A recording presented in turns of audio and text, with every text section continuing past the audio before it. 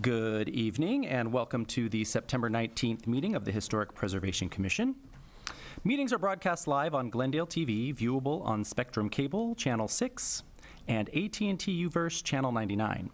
Meetings are also streamed live in high definition on the city webpage, glendaleca.gov/live, on youtube.com/myglendale, and on Apple TV, Roku, Amazon Fire, iOS, and Android devices using a free app called Cablecast and choosing Glendale TV from the menu. Meetings are also archived on the city website for viewing anytime at glendaleca.gov/agendas. For program schedules, call 818-548-4013. For public comments and questions during the meeting, call 818-937-8100. Public comments on a specific agenda item will be taken when that agenda item is discussed. If you have any questions about matters on the agenda or requests for assistance, please contact the city clerk at 818-548-2090 during regular business hours. May we have roll call, please, Jay? Yes. Commissioner Doom? Here. Commissioner Paul? Here.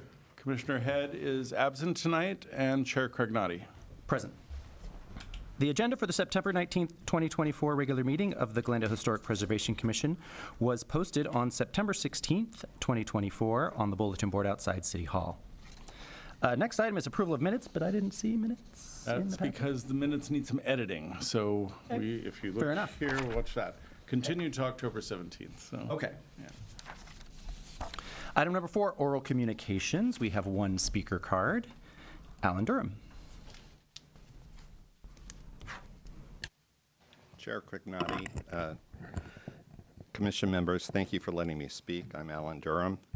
About a month ago, I think, I watched a virtual presentation that was presented by the Society of Architectural Historians, Southern California chapter. It was a presentation on the history and the preservation efforts for the Grand Central Air Terminal over on the Disney campus. And it was presented by John Burley, who was the architect who was the project manager for the restoration of the terminal. And toward the end, they showed the visitor center, which is like a little mini museum for the terminal. And it was discussed after the presentation that post-pandemic, pre-pandemic, that Disney would have certain times or days that the visitor center would be open. Not all the time, but, on some schedule. And it was stated that since the pandemic, Disney has not reinstated any visitor center hours.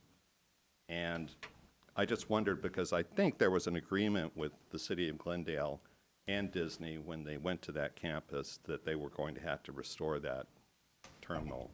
And I just wondered if there's any obligation for Disney to make that visitor center available to the public to visit and learn the history of that facility, and whether Glendale can request that they reinstate some kind of visitation hours. Thank you. Thanks, Alan. Jay, do you have any comment on that? Sure. Yes, the visitor center, we always knew that it wasn't going to be open daily, regular hours, but Disney had committed to having it open, as Mr. Durham said, sometimes. COVID must have stopped that. Funny thing is, I'm the vice president of the group, the board, and I didn't go to this presentation, so I didn't hear that. But we have a development agreement with Disney that's kind of monitored by the Economic Development Division, formerly the Redevelopment Agency. So I could speak to someone over there who's been in charge of that project and express that we heard this comment and if the board wants to, or the commission wants to weigh in. But the idea of returning it to some level of public access would be ideal. And I don't know how much enforcement we have, but I think we do have some potential for that through the agreement. Yeah, I mean, Historical Society had an event there after it was finished, and it's a pretty remarkable space. It would be great for people to be able to see that. So yeah, any pressure we can put on them to do that. They opened it for the Art Deco Society recently, so it's not like sealed behind lock and key, but it's not something your average aviation buff can just plan a certain Yeah. weekend a month or two from now and And if I go remember in. correctly, I mean, it is their working space. You definitely feel like you're in a bustling environment, that there are people wandering around. So Visitor I can centers- imagine them not wanting us people there all the Visitor time. center's segregated, so it? it can be, you can't walk into the rest of the building from there. And it's really amazing. They did a fantastic job. I don't know if you've ever seen it. It's a really beautiful small museum display, or many displays, and it's definitely worth sharing with the public because they did put money into it and it came out really well, I think. I guess we spent most of the evening in the big center atrium area. It was pretty dramatic. Yeah, I mean, I think we're all thinking that would be great. Okay. Yeah. Well, If you so could talk to figure out what's going on with that, that'd be great. the people who be. Item 5, board and commissioner comments and staff comments. Jay, do you have any comments you'd like to make about anything? Well, nothing Maybe specific. in relation to a city council meeting that happened a couple nights ago and kind of what. Well, no, that's what on happened your there? updates. Oh, we have to wait all the way till the end for that. That's the best thing all night, so. Okay. No offense to anyone. Does anyone have any comments? Yeah, I was just curious to know if there's been any updates on what's going on with Phase. If you've heard anything. Well, it's not agendized. I don't think it's going to be coming to you for business. I'll just give you a quick answer. We just approved new sheet metal fascia for the edge of the canopy. The canopy's been restored already. The sheet metal fascia's going back. We just approved it yesterday. And the plans call for the facades to remain pretty much the same at Phase. The signs are going away, of course. And the entry is going to be relocated to the former bank entrance, which was just to the right of the Phase entrance. And that provides better access. The former entry wasn't ADA accessible by far. So, but we're preserving the recessed entry, the door and all that. So I think we have success there. There are a few issues with some of the other facades on the adjoining buildings, which are under similar but different ownership within the same family. So we've had a couple of meetings and we're working on that. Okay, thank you. Thank you, Daniel. All right, well, let's, doesn't look like we have any old business, so let's move on to number 7, new business. Item A, 2535 East Chevy Chase Drive, review of Mills Act application. Ani and I are gonna split tonight. I do the first and she does the second and the third. So that's hardly a split, but Doesn't Anyway. seem quite equal, but we'll go with it. So this is the Derby House. For anyone who doesn't know it, I hope everyone on the dais knows it. I believe you've all visited. It is one of Glendale's most remarkable houses, works of architecture of any kind. And it was designed by Lloyd Wright, the son of Frank Lloyd Wright, who spent a lot of his life in Los Angeles and was a remarkable designer in his own right. I'm sure that joke happens all the time inadvertently. I didn't mean it, but anyways, we have a house that is so different from everything else you see. So anyone who's ever driven up and down Chevy Chase Drive has seen this house because it's so prominent, whether you're going up the canyon or down the canyon. So here are two of the street views. And it's just, when you see it in the context of other houses, you realize, wow, there's nothing like this in Glendale, certainly, and not much like this anywhere else. What's really great about this house is it's been incredibly well preserved over the years. So here's a vintage, older photo. I'm not sure the year here. Mr. Gray, the owner, may actually know that. And we see it more or less today on the left side. From the street, some changes at the steps. The olive tree isn't there, but the house itself is really intact and has high integrity. Condition-wise, for those of you who saw the house, it has suffered tremendously in the last couple of years from the heavy rains that we've had. We'll talk about that more in a minute, but here are just a few other shots of the exterior showing the use of the textile block, which are these decorative concrete blocks, some of which are solid, but many of which are perforated to allow light to filter through the blocks, then through the windows, and then into the spaces. including the incredibly dramatic double-height living room with the mezzanine. It's a very special design. Wright did a lot of work in Chevy Chase Canyon, which a lot of people may not realize. He was hired by Bert Farrar, who developed the Chevy Chase Estates neighborhood. And he was part of a team that was hired to kind of create a very special development in this neighborhood. And the picture of Wright in the center, of course. And when you look at some of the drawings of what was proposed, if this had come to fruition, most of these are just projects never built. If these had been built, we would just have this unbelievable collection of amazing Lloyd Wright stuff in Glendale. So we see this one up on the hill. Lloyd Wright, the son, actually was instrumental in developing the textile block technology that is usually just credited to his father. I'm sure they worked on it together. I believe they did work on it together, but Lloyd was really at the forefront of developing this. In a lot of Frank Lloyd Wright houses, the father's houses, which you see the 4 textile block houses that are in the Los Angeles area here, for the most part, the block is structural. Like the entire structural system from the ground up to the parapet is interconnected. It's called textile blocks because they were kind of woven together with vertical and horizontal rebar and then filled with concrete grout. And if we go back to the Derby House, you see the use of the block is more decorative here. There are plain stucco walls, but the juxtaposition of the plain stucco and the highly decorative perforated walls is amazing in itself.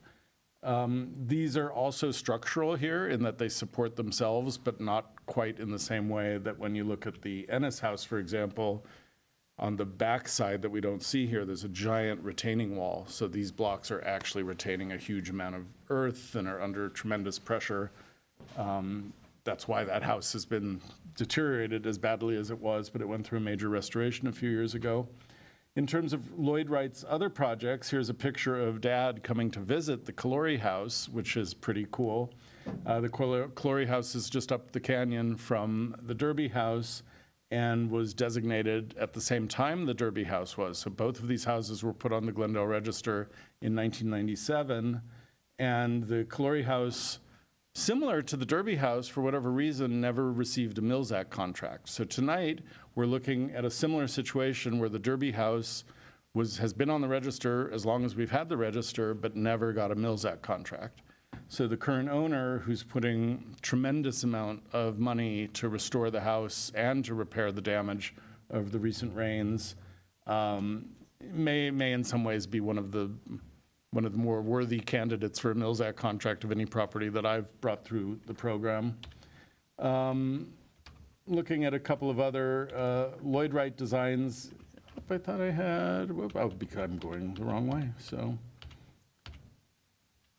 So here's the third Lloyd Wright house that was built. This is also in Chevy Chase Canyon. It's been altered pretty dramatically, but you can still see in the bones of this that there's something interesting going on there. I have yet to see a picture of what this looked like originally, so I'm looking forward to that happening someday. I don't know who may provide that. And then a couple of other, well, there were 2 houses on the slide at one point, but there's only one here. But again, a really cool design. And then Wright designed amazing works, each distinct from the next, which is a testament to his really deep creativity. Here's the Bullman House in LA. He designed 2 of the band shells for the Hollywood Bowl, one with the pyramidal theme and one that kind of established the bowl-shaped theme or the curved theme. At the top left is his house and studio in West Hollywood. The Soden House is all kinds of things have happened at the Soden House, but when you're driving on Franklin, it's kind of one of our more distinct properties anywhere in LA also. The Navarro House for the silent film star Ramon Navarro. And then Wayfarer's Chapel, which has been in the news lately because it's falling down the cliff in Palos Verdes, so it was dismantled and put into containers, and the plan is for it to be ultimately reassembled. So we just have to hope that that is going to work out, because the Wayfarer's Chapel is kind of, I don't use the word awesome lightly, so pretty awesome. So going back to the Derby House, one of the reasons why you're here considering a Mills Act contract is because of the damage that's been occurring. And you can see that the house is built into the hillside. They cut the hill, built the house.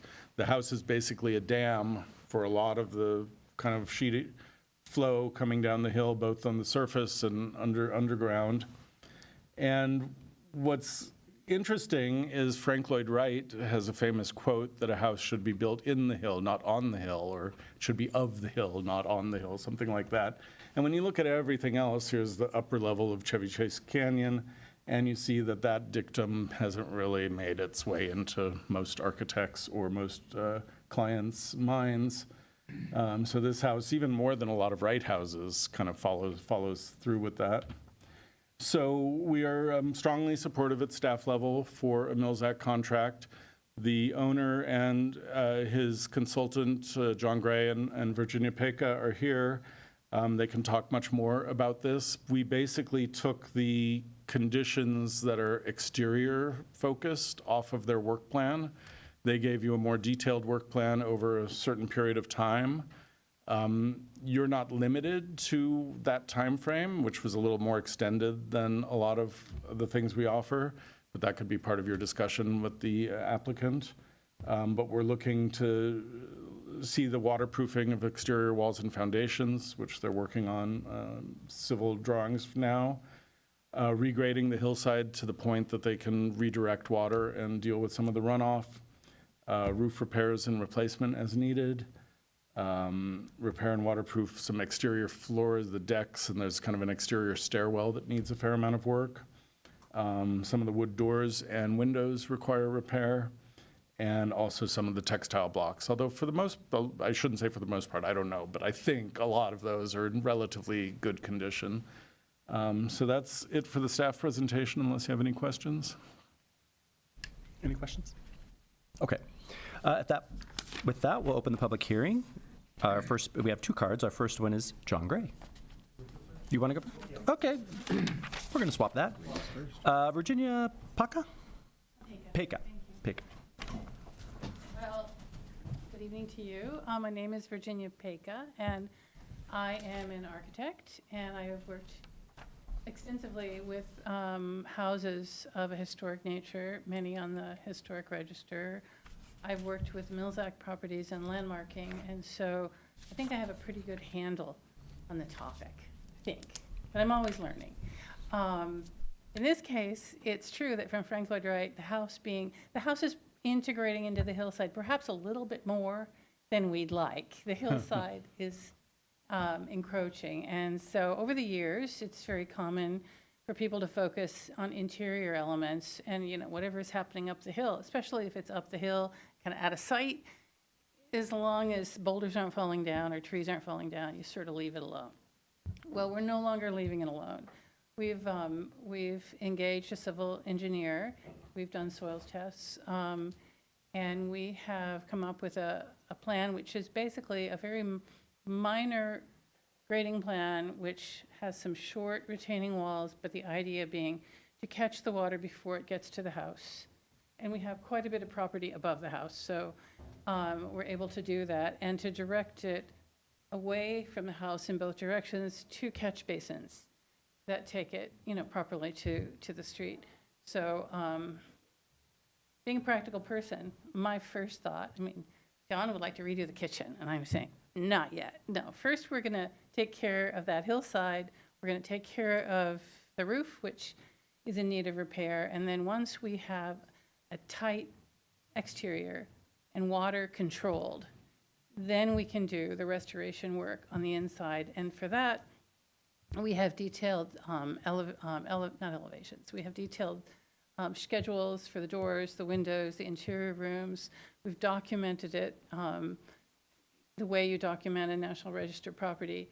And we will begin that part of the work after we have taken care of the problem that has ruined a lot of the interior work. So that's what we're doing. And one thing that I'm very pleased to tell you there's a firm, engineering and architecture firm called WJE, who has worked on the textile block on the Hollyhock House as well as 6 other Frank Lloyd Wright houses with the textile block. Then we have engaged them, and they're doing the thermal analysis of those sheets of lattice work to determine, are there any problems with the rebar, and is there any degradation that we need to look at? So that work is in progress. And I'll be happy to come back and tell you what we found later. But anything else you need to know? Sure. During the study of the exterior, what is the condition of the exterior? Does it need to be replaced or No. remain? No, the exterior we'd never consider replacing it, never. Nor even the stucco. No. But there are areas where we see some fine cracking, and we're determining the best way to address that. From an engineering perspective, nothing's going to fall down. It's not that kind of a problem.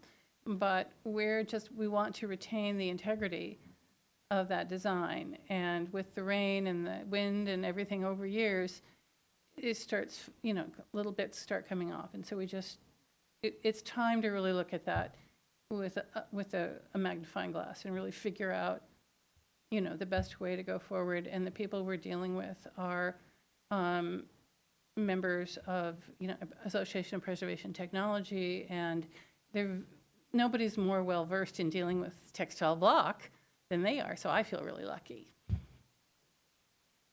Great.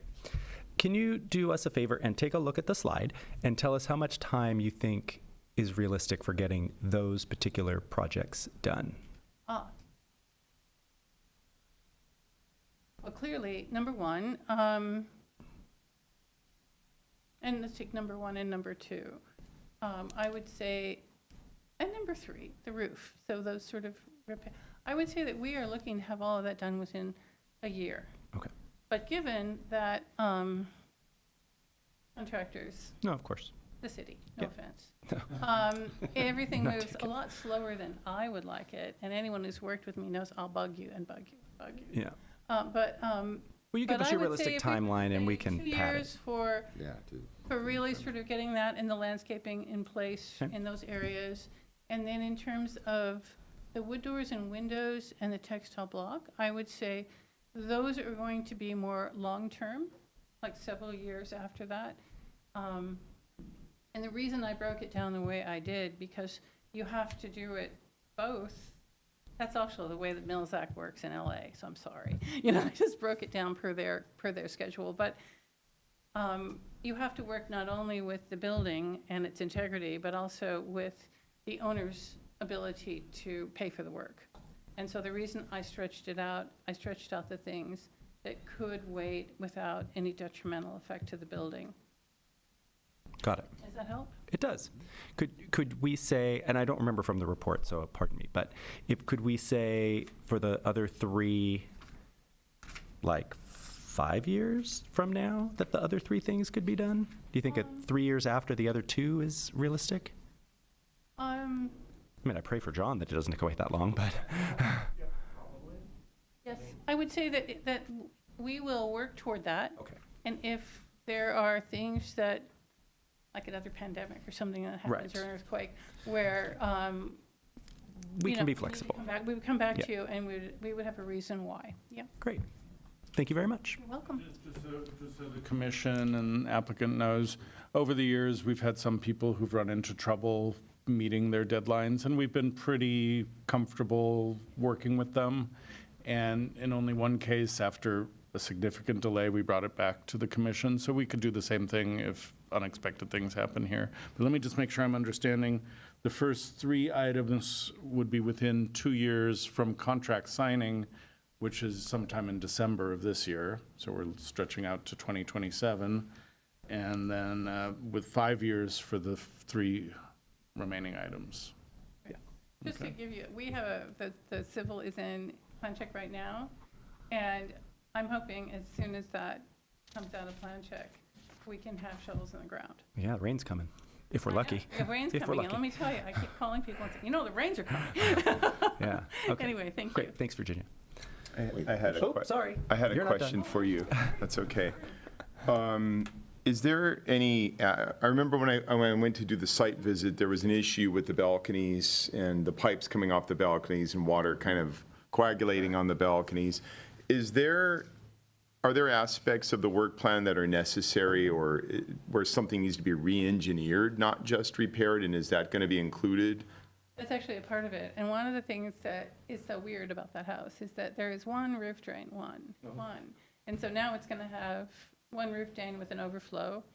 And also that one roof drain also had the balconies connected. And so when it comes to the balconies, when it comes to that point, there's going to be a separate drain that's just for the balconies. Okay. And they will go out on separate lines all the way out rather than have them joining at any point. And that other terrace also connects to the same little line. So it's going to have its own, Good. it's going to be a threesome when we're done. Okay, thank you. John? Great. I just wanted to kind of come up if you had any more questions, and just thank you for your time. And you all saw the house. You saw the house. It needs somebody to take care of it. I bit off a big bite, and I'm going to do my best.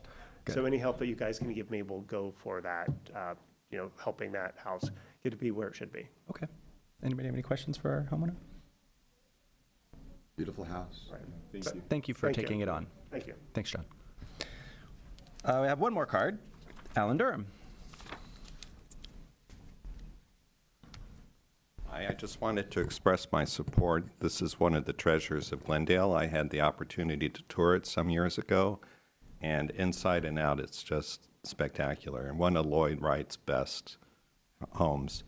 And no Lloyd Wright or Frank Lloyd Wright house is ever inexpensive to maintain.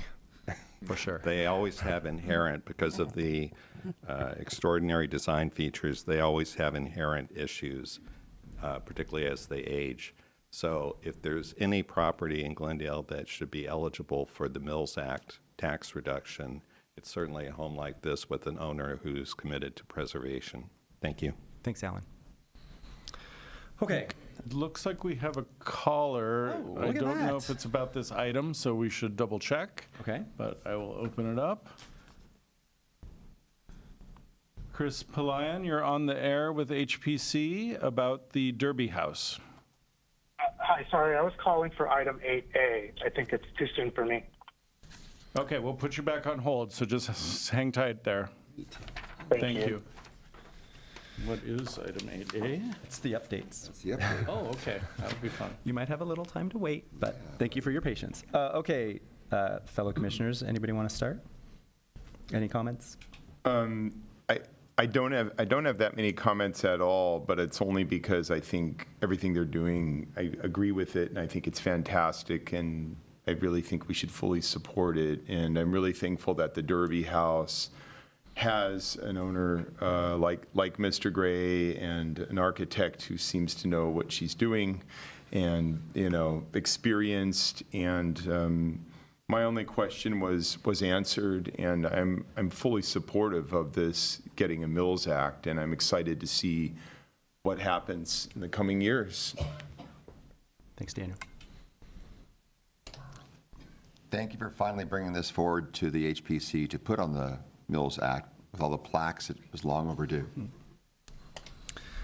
Yeah, so one thing I want to talk, Jay, about for those people that didn't have the opportunity to see the house lately, now that there's been some damage.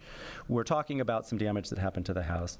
Most of the damage is to the interior, and the reason I ask, and the reason I bring that up is I want people to understand that the exterior of this property still retains a significantly high amount of integrity, right? It's not just, we're not doing this just because it's a Lloyd Wright house. I mean, the house actually still retains much of its integrity. A lot of the original features are still there, and that's also something that I want the public to know, is that these types of things are very important. It's not just because it was designed by a master, but it's been so well preserved over the years. And the work that they're doing, that our homeowner has to do, is really is just so necessary to save this house. The exterior features fine. The interior, while that's not in our purview, the inside would rot from the inside out, basically. So I just wanted to confirm that you feel that the house does have just a significant amount of integrity on top of the fact that it's Totally, yeah. all the Yeah. previous owners, despite having not gotten the Mills Act, all have understood how important it was to keep it going. It was owned by the Doherty family for a long time, and there was deferred maintenance, but they loved the house and did care for it. And the interiors, there's a lot intact in the interiors, but there's also a lot that had to be removed because of the water damage. And luckily, we have a steward in Mr. Gray who is going to be doing a restoration, which we cannot require under our code, unfortunately. But if there's ever a house that should have its interior completely intact, or as much as modern life can allow, Yeah. this would be one of those, so. For sure. All right, commissioners, do we have a motion? Sure. I'd like to move that the property at 2535 East Chevy Chase Drive, known as the Derby House, be approved for a Mills Act application with the conditions that the owner has, according to the city suggestions, 2 to 5 years to fulfill the obligations of the agreement. Just to remind everyone, the language up here is a little closer. You're not in a position to approve the contract, you're recommending the council Recommend. approve it, just technical detail, so. Minor detail. Roll call, please. Oh, do we have a second? Second. Okay, Commissioner Doom, Aye. Commissioner Paul, Aye. and Chair Cognati. Yes. 3-0 approved, or Great. recommended for approval. Yes, recommended. Thank you, guys. Well done. Moving on to item 7B, 1504 Bel Air Drive, Glendale, Glendale Register nomination and Mills Act application. Ani, you're up.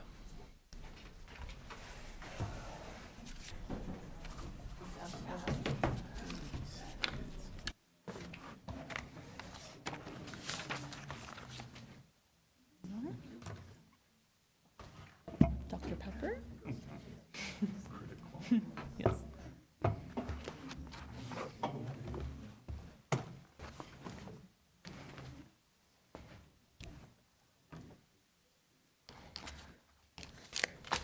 Okay. Alrighty. Ready? All right. Okay.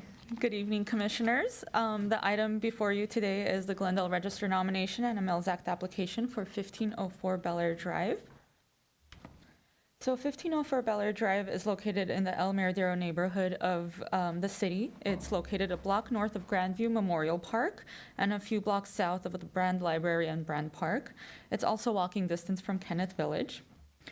This is an aerial of the property. I thought it was kind of important to contextualize it because it has such an irregular massing, and it really shapes the rest of the parcel on how it really looks from an aerial view as we continue through this presentation. And if you notice how all of the different wings are centrally connected with the tower. So the property was designed by British-born architect Robert B. Stacey Judd in 1926 for John W. Roman. Pictured here is some of Stacey Judd's work located around Southern California. He was a prominent Los Angeles architect, mostly known for his pre-Columbian designs, which we can see up here on the Aztec Motel built in 1924 in Monrovia.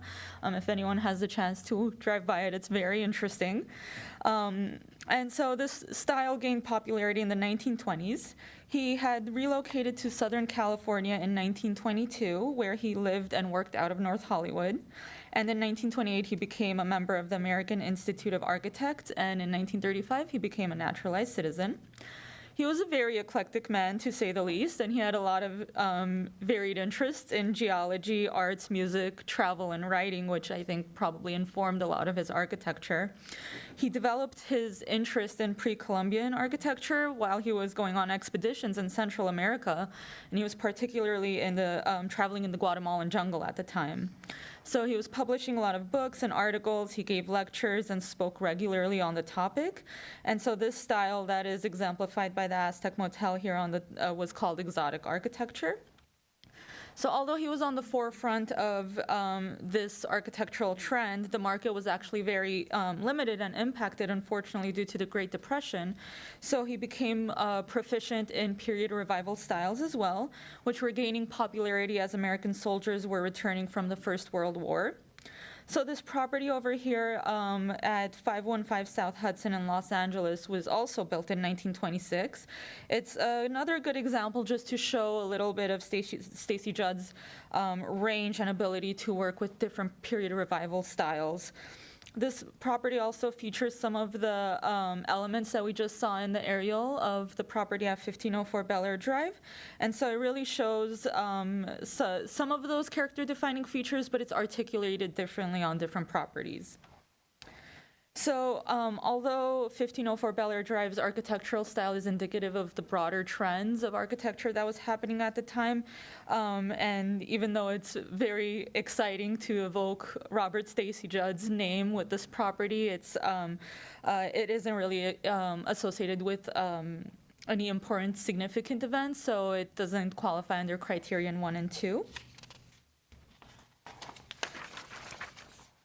So John Roman was the original owner, but he never appeared to live in the house. He was only noted to be in Los Angeles from 1925 to 27, and so he never actually built in the house. And research didn't indicate that Roman or any of the subsequent owners was a person of significance or anything significant happened. So just to reiterate, it's not eligible under criterion 1 or 2.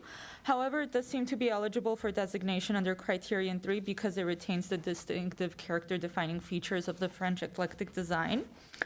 The residence is located at the corner of Sonora and Bel Air Avenue. So this photo that we're looking at right now is taken from the intersection of Sonora, Bel Air, and Grandview Avenue.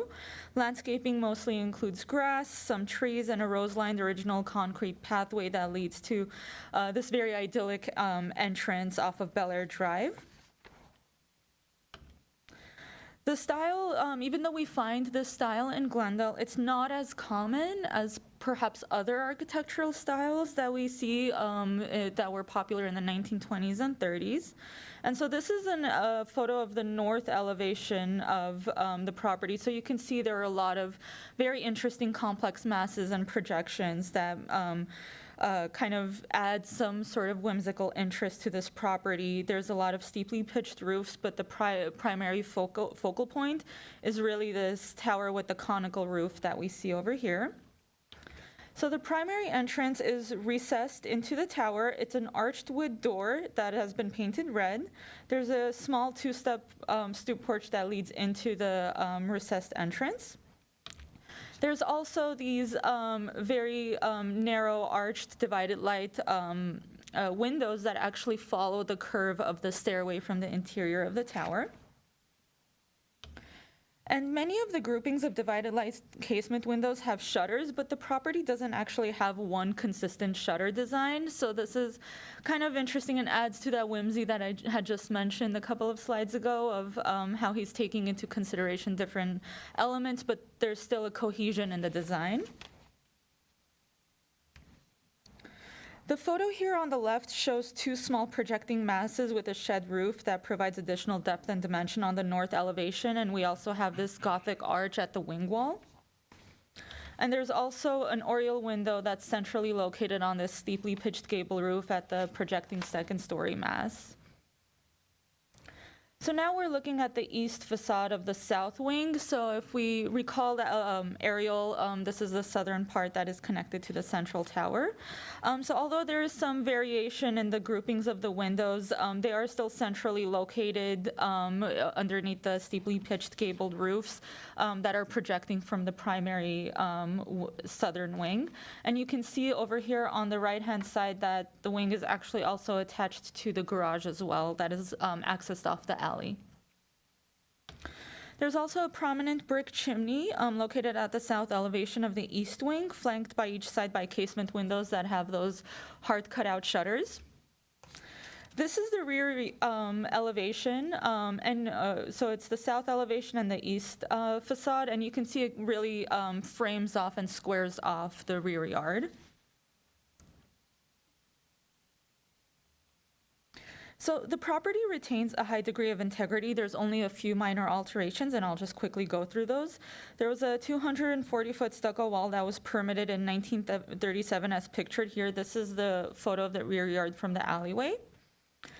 The original divided light picture window was replaced with the current one that has no grids due to leakage and water damage. There is a door on the south facade here, pictured on the left-hand side, that was replaced. And the original speakeasy on the primary facade was also enclosed at an unknown time. And the garage door was replaced with a vinyl roll-up door of very simple design. So to conclude, the residence has a high degree of integrity, and the minor alterations and replacements don't impact the overall integrity of the property.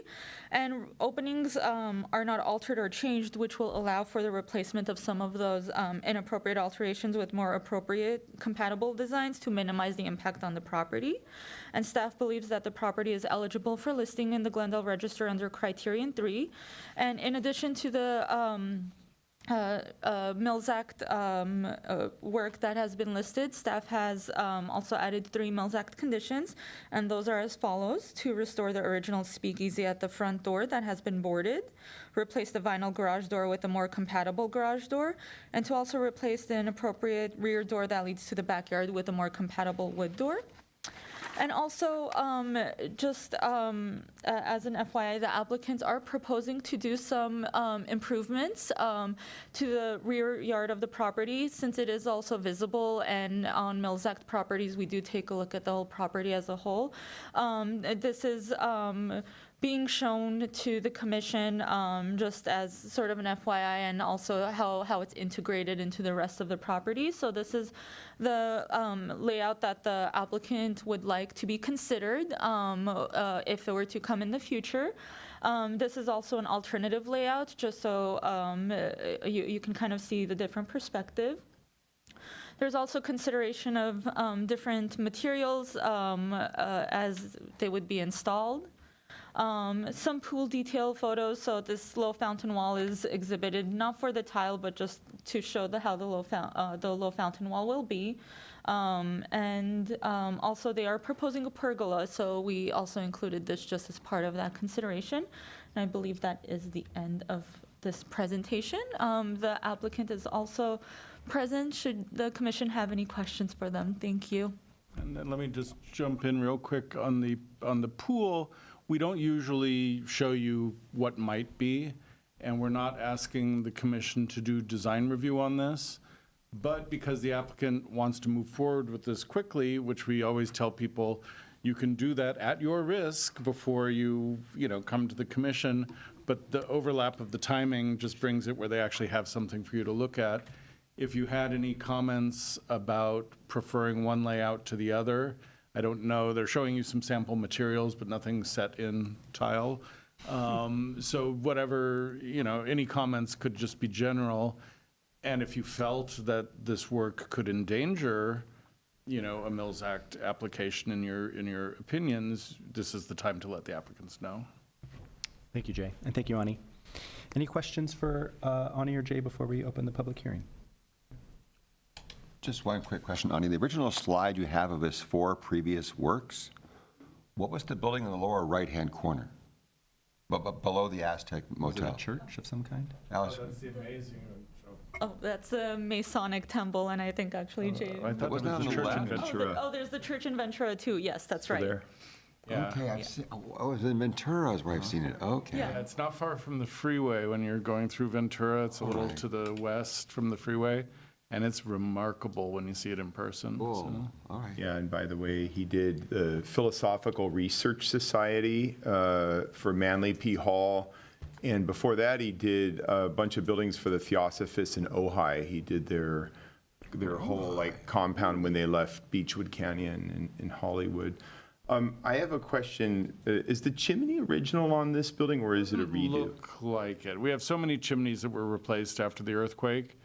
The earthquake? The 71 earthquake? earthquake, yeah. 71 Usually earthquake. 71. Yeah. I'm newer. guessing based on that other house in Los Angeles that there may have been a little more going on. This does have a nice little course of angled brick at the top. I'm guessing it's a replacement.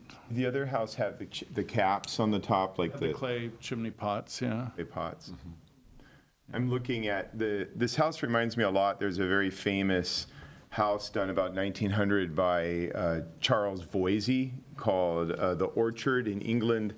And I was looking at it here. I mean, it looks identical to this house, and clearly Robert Stacy Judd got ideas from that. And commonly with these kind of Tudor houses, I feel like you often see caps on the chimney. I don't know if that's necessarily something we should ask for here, but it's pretty common, and it's on his other Robert Stacy Judd house. But other than that, I mean, that's my only question or anything about it. Were there clay pots visible in the other ones that she put I up? don't know. Did you mention? I thought Jay just The mentioned that. Los the other one Angeles I house clicked. showed a couple of chimney pots. Can we go back Just so and you look at it? know, it's hard to meet current fire code with the clay pots in terms of like those spark up there. arrestor and the volume. Right. The volume I mean, of they're super cool, but yeah. airflow. Okay. Right. If it was something the commission wanted to explore, you could ask the applicants if they were interested, and then we could talk to fire and building and safety and pretty see what the sure options are. get the- Although it might be an affectation that might not even meet the secretary standards to put those on a non-original chimney, that we might just Yeah. want to leave alone and say, there it is, so. Yeah, Okay. it's okay. Okay. Anna, you mentioned that the picture window had been replaced. Do we have any idea what it looked like before? How do we know? Was there a permit for it? Is that how we know it was replacing something? Water damage. So there would, let me pull that photo up. I think the applicants can speak a little bit more on Okay. what happened, but just in the process of doing research, if you look back at previous like street views, you can see there was a difference in the Okay. windows. So. Okay. All right, with that, we will open the public hearing, and we have 3 speaker cards. We have our homeowners, Tim and Marion. Sorry, I can't read that very well without my glasses. Do you guys want to come up together? Okay. I get to go because I wasn't here on Saturday. Thank you for all coming by. Yes, hi, Tim. Because I was going to introduce myself to you anyway, so. Oh, yeah, if you can pull the mic down a little bit. There we go, sir. Okay. Thank you. That work? Yes. Okay. So, yeah, we're happy owners of this house. I think the one thing that's in the report but didn't come up in the oral presentation is this house was empty for over 20 years. And so the neighborhood is ecstatic that we're there, that somebody's actually there. And so that's how the window it was damaged in that period. And then right on the other side of the window on the floor there, that was cosmetically fixed in the rehab that they had done. But when we had the rainy weather in the winter there, that moisture in the air made that floor buckle up. So we've had to replace the floor on the inside already. So there was extensive water damage in that window. It wasn't just and the only reason we know that it was leaded or grilled was one of the neighbors told us that had been the case before. But that was the change that happened then. Okay. So to be clear, we don't have any photographs of what that window may have looked None. like? Okay. No, not at Not that least. you have. You don't have. Not that we have, no. Okay. Is it in this thing? Let me just take one quick look here, because we had before and afters here. I think there might be one here. Yeah, here we are.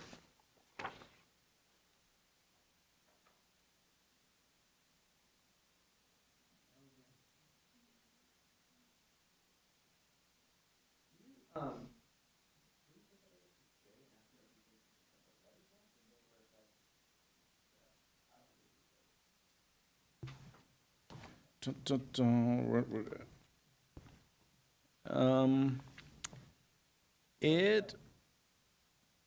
a window that big would have some heavier bars periodically.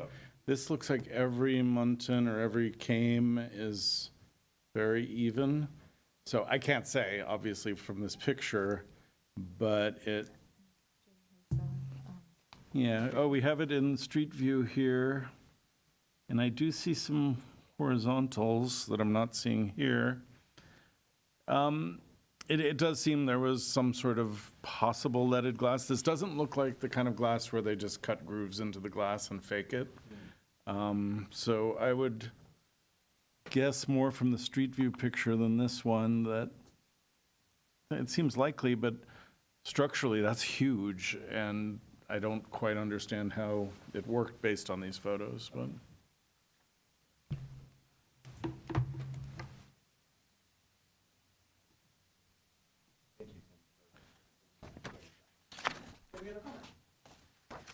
No, I mean, we love the place. You know, we moved from Virginia a year ago.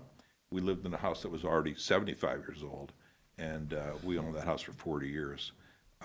And so we're longtime homeowners. And since we bought this house, I had the foundation reinforced so that if there was a shake, it wouldn't damage the outside. Great. And we did have the windows refitted. We worked with Jay on that to make sure the contractor we used had put them right, because not one of the windows fit properly. Every window leaked, especially when it rained. You would have, the wind would blow the rain in right. So we've had that all corrected already. And so to be clear on that point, you those are the windows that were there. You just Absolutely, yeah. reworked the windows that were there. Yeah. Didn't replace them. Got it. Restored, yeah. Yeah, restored. Okay. I don't know what the proper word for what they were Probably doing. restored. But He's pretty smart in that and regard. as you can see from these pictures, we have, I think, almost 60 windows in this house. Which is So, part of the joy. yeah, and so it was an extensive project. I did notice there are a couple of slipped roof tiles and whatnot. Is that in your kind of future? A couple of slipped. Is that on a steep roof? no, like this? we're- Sorry, hold on, please. sorry, Marion. If you speak, you have to come to the microphones. Sorry, And Marion. State your name I should have first, thanks. said that. Marion Scully. Sorry, thanks. We do have a leak, a small leak, and they are looking to, have they ordered, They're ordering them. ordering the correct tiles to replace them. Okay, great. So, So you are aware that there's some missing around on it. Okay, Yeah. great. Yeah, we're working on that project. And they are aware as of now that if this all goes through, you'll have to talk to us before you order work for the Okay. roof, so, or anything else. For that kind of stuff, So- yeah. We don't do anything in the house without talking to Jay or Ronnie. No, they've been very good, so. How old is your roof? The last time I think is in the thing was it's at the end of its lifespan. Okay. It's 20 or Yeah. 30 years old, yeah. I mean, it's surprising there's only one little leak up there. There's a lot of missing tiles. especially Yeah, it's with tough the- on a steep roof like that. They last a little longer because the If I water may runs off interject? easier, but the gravity just pulls those tiles down. I believe the re-roof was done 1996. Yeah, so it's clearly at the end, so at some point the roof will have. Is it the second roof or still the first roof? No, this would be I that's mean, the second It's roof. been, okay. Yeah, And did you replace, the picture window was replaced before you moved in? right, by the contractor that bought it from the original owner, the last owner. And then one last question. How did you hear about the Mills Act? Is that something that they have in Virginia? Is it something you were aware of? No, they don't. No, it was the contractor that redid the house told us it could Oh. be Mills Act eligible because of its age. Yeah. And Yeah, because of the the architect. Yeah. Great. Yeah. Yeah, we love it. Good. Yeah. Well, thanks for bringing it forward. Okay, thanks. Thank you. I have one more card. Alan Durham. Commissioners, thank you for letting me speak. I'm Alan Durham.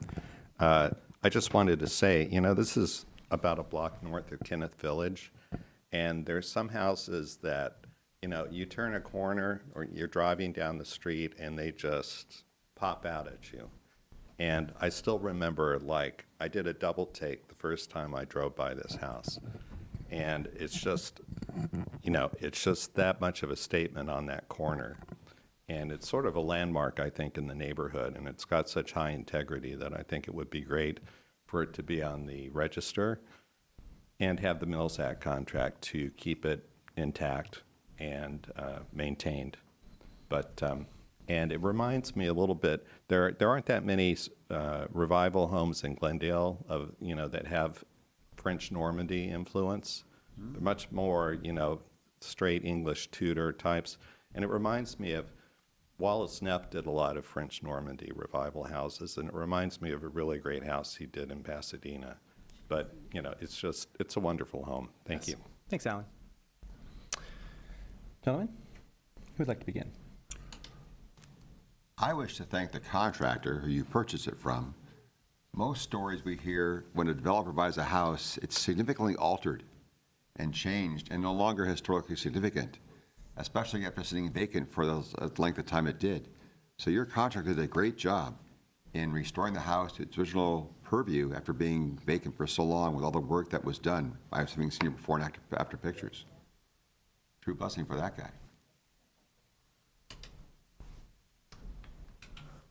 I think it's a beautiful place, and congratulations on getting it. It's quite special, and I think it's kind of funny that it's Robert Stacy Judd, knowing how crazy some of his other work is. He was having a pretty normal day.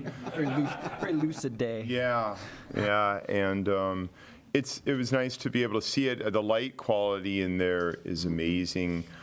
I think the only thing I would want to question or maybe consider would be maybe looking at the possibility, and it may not be possible because we don't have a lot of historic documentation, but to think about doing something with the picture window. I almost don't feel like it's compatible. It almost seems like it's pretty to have a nice clear window, but it almost seems like a temporary fill-in for a property of that character. It really doesn't read as compatible.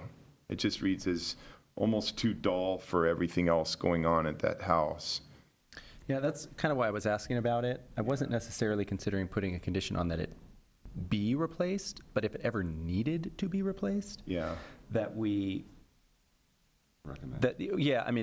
that somehow that careful consideration, that we could if it could be determined that we know what it looks like, that be put in its place. But Jay, I suppose a condition could be put that window be replaced without it needing to be replaced. I suppose. I guess we could talk about that if that's something. We've never done like speculative conditions before, but we could note it in the record. A speculative condition that is unenforceable. We don't have a timeline Speculative for about it. it? If the window is ever replaced sometime in the future, which could be 30 years from now, and God knows who's going through this record, then it should. It's kind of an if-then, we don't know when kind of thing. And we've talked about I can't remember a specific example, but we've been in situations where we've kind of wanted to do that before, and I think we've kind of hung back. Okay. And to Daniel's point, we know there was something different here, but so many period revival houses have single pane giant picture windows, usually not this big, but it's pretty common for period revival. But of course, Tudor and then the French is kind of more, working off the Tudor. It's more likely they might have had divided lights, and here we know there was something. So it's Okay.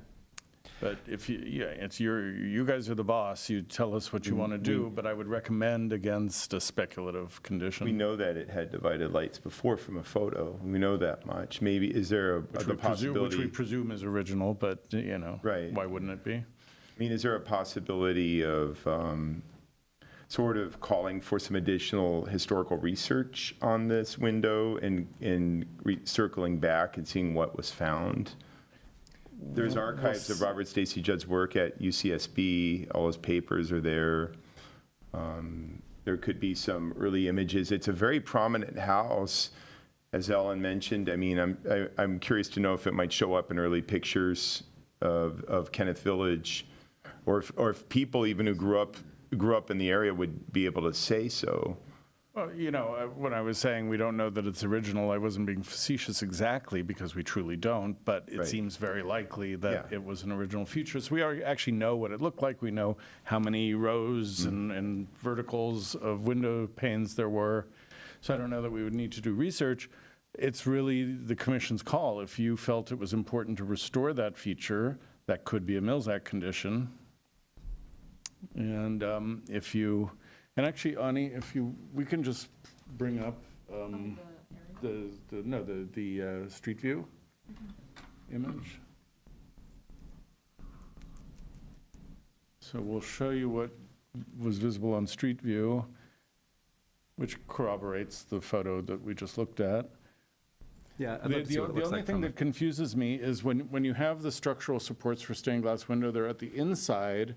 They're usually horizontal bars of some thickness, but when you're looking at that, they should visually cast a thicker line in your field of view than just a regular lead came. So that's why I'm a little confused when I was looking at that interior photo.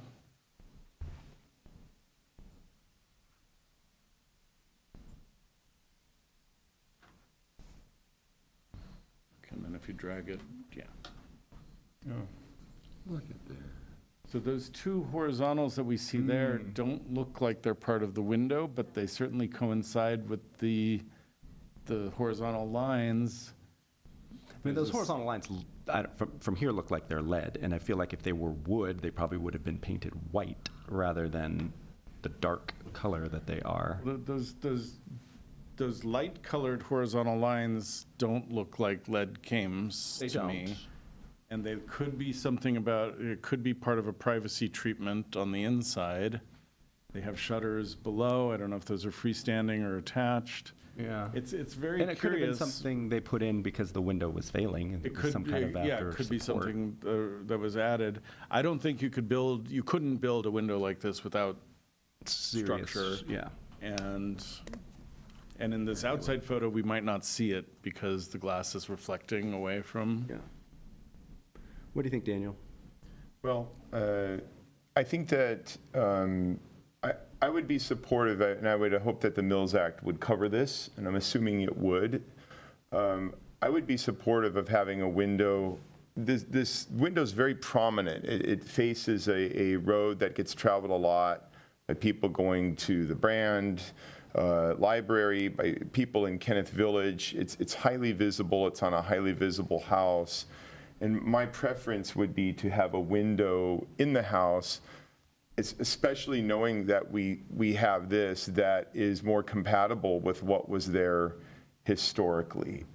And I think there's a very, very high likelihood that whatever was in there originally, especially knowing Robert Stacy Judd, that he did not just put in a blank, minimalist, clear window in such a prominent location. This could be the original window. Maybe, I'm sure the contractor who replaced it maybe he would remember what he took out. But my preference would be to have a window in there that's more compatible with what was probably in there originally versus what's in there now, which almost seems like a placeholder for something else. Yeah.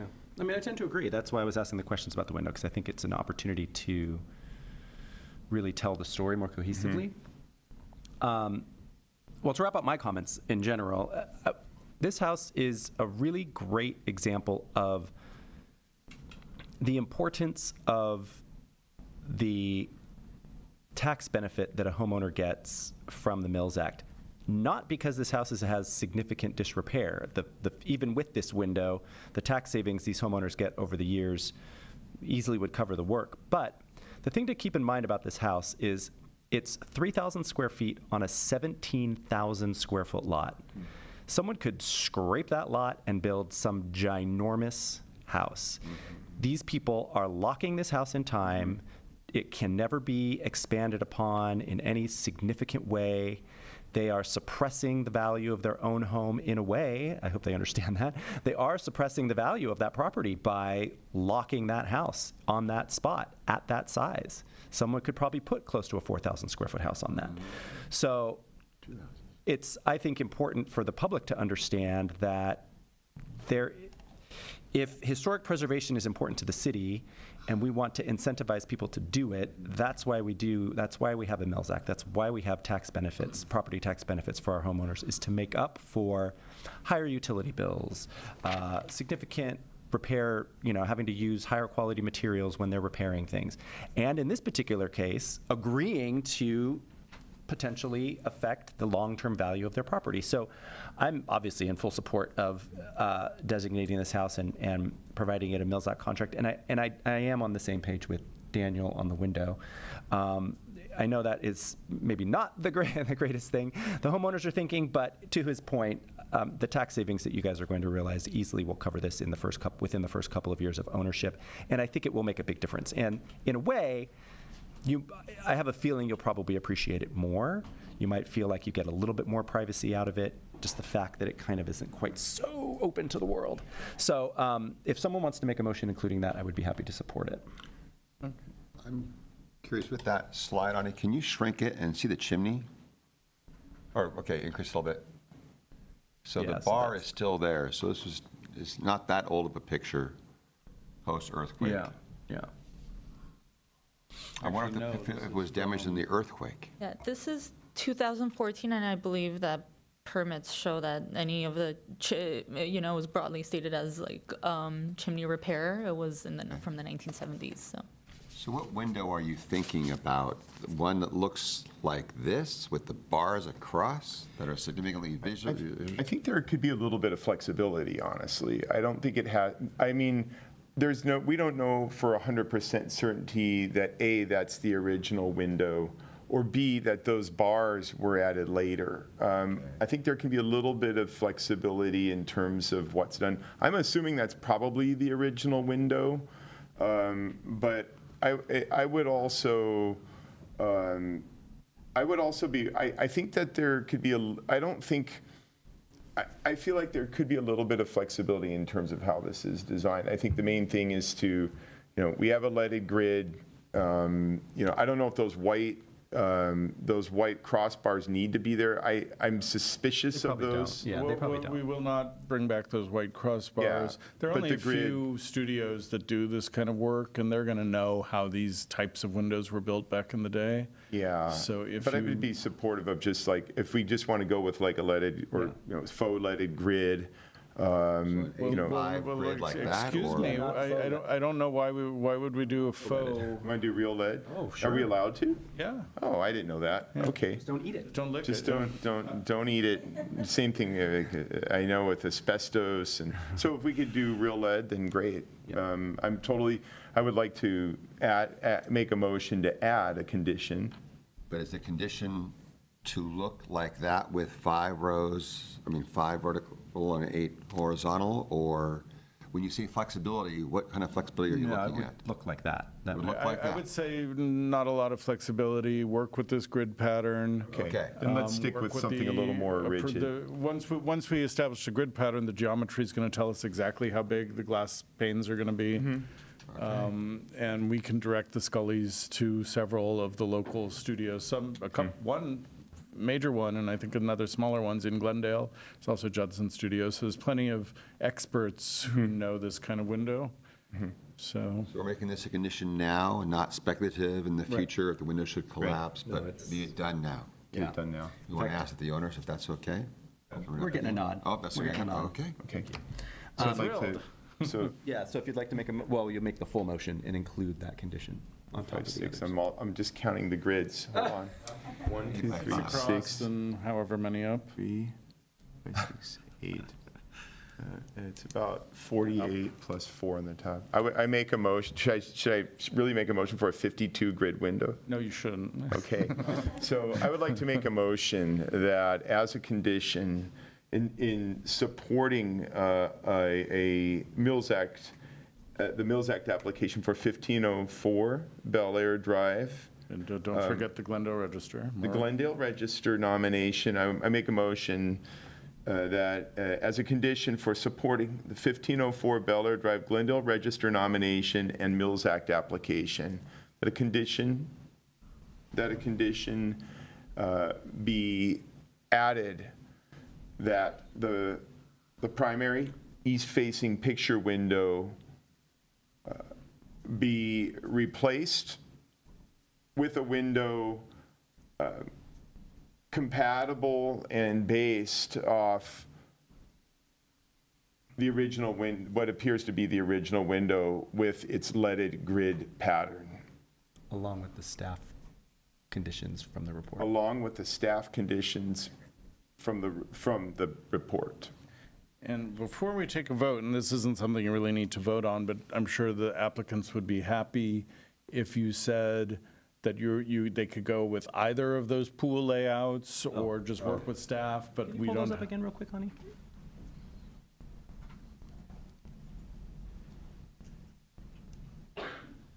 So this is the first layout, and this is the alternative layout. The first layout's the applicant's preferred layout. Yeah, as far as layouts go, I'm fine. The rubber's going to meet the road as far as I'm concerned, just with materials and things like that. And that's something we work on. We've done many Millsack pools where we work on tile and decking and all that. How about you guys? You okay with that I'm layout? totally fine with I think that I really like the first one with the diamond-shaped lawn. It's very fascinating. And it's your backyard. I have this very politically incorrect love for like big lawns. I'm always sad to see big lawns go, but I understand the need in today's day and age that's not always feasible. And The lawn on the front. yeah, there you go. And just when you just said it's the backyard, the back- please remember, we look at everything, and a Jay. pool killed a Millsack nomination a few years ago with a different commission, or Yes. mostly different commission, I can't remember. So Sadly. we do have to think Regrettably. about I it. think that, and I also think that, I'm guessing that lawn was probably always just had a lawn back there. And so that could be an original feature of the property, but I think also I think we have to be realistic. I don't know how this fits in with, the realism of today and where we are with the planet and the cost of water and drought situations. It's understandable that a green lawn may not be able to make it every time. Yeah, and we don't generally regulate the landscape, or we don't regulate the And this landscape. is the backyard.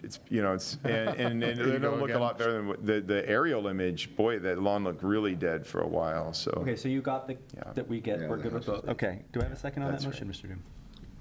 Second that motion, All Mr. right. Pagnotti. Roll call, please. Sorry, I forgot that part is still on me. Commissioner Paul, Yes. Commissioner Doom, Yes. and Chair Cragnotti. Yes. Thank you. Motion passes 3-0. Awesome. Thank you, Scullies. Beautiful Good luck at house. council. Thank you. Congratulations. Enjoy your house. Applause, wow. More extra credit. Before we move on to our last item, we have a chambers full of some young faces here, and I think, Mr. Doom, would you like to introduce our guests? School is back in session, and my government students are here for extra credit as their first progress reports are due next week. If you have a question, you need to come to the Can microphone. you come to the microphone, We please? can't take any You need to come to the microphone. Yes. I'm going to open the public hearing. Say your name. I'm going to open the Say public your hearing. name and your question for the audience, please. You need to introduce yourself and ask your Say question. your name, please. Yeah, my name is In the Mark. microphone, in the microphone. Can I bring it close? My name is Mark Margarian. I'm a student with Mr. Doom for Government, and I was wondering, Mr. Doom, how many points is this extra credit? Sounds It's like you need it. I might need it. It's a grade, Mark. We don't do points, remember? Oh, okay, yeah. But still, how many points? Just approximate. It's a grade. It's a grade. It's probably, So they're graded for being They're here? graded. Yeah, they have to write a report up. Oh, you got to write a report. I already did that. Perfect. Wow. now. I'll get an Well, I'll read it. he has to read the report. You did it just now. Is it Chat GPT? A. I did. You did it. Yeah, Good job. can't use that. Well, fingers crossed you get a good grade. Okay, good. Good luck, Mark. I'm going to reclose the public hearing, and we're going to move on to our last property. Thank you very much for patiently waiting. Item 7C. Does anyone need a break? I think we're good, right? We can get through this one? Okay. Get over. Not on a roll. compared to the last meeting. You I don't bet. need a break. Item 7C, 1520 Cedar Hill, review of a Glendale Register nomination and Mills Act application. You're up, Bonnie. Thank you, Chair Cragnotti. So next, we have the Glendale Register nomination and Mills Act application for 1520 Cedar Hill Road. This is the second time this item is being heard. It came to the Historic Preservation Commission in 2009 previously. The property is located on a one-block-long street just north of Kenneth Road in the Verdugo Viejo neighborhood of North Glendale. The J-shaped footprint of the house clearly follows the shape of the parcel, and it's located at the southeast corner of Cedar Hill Road, a curvilinear dead-end street.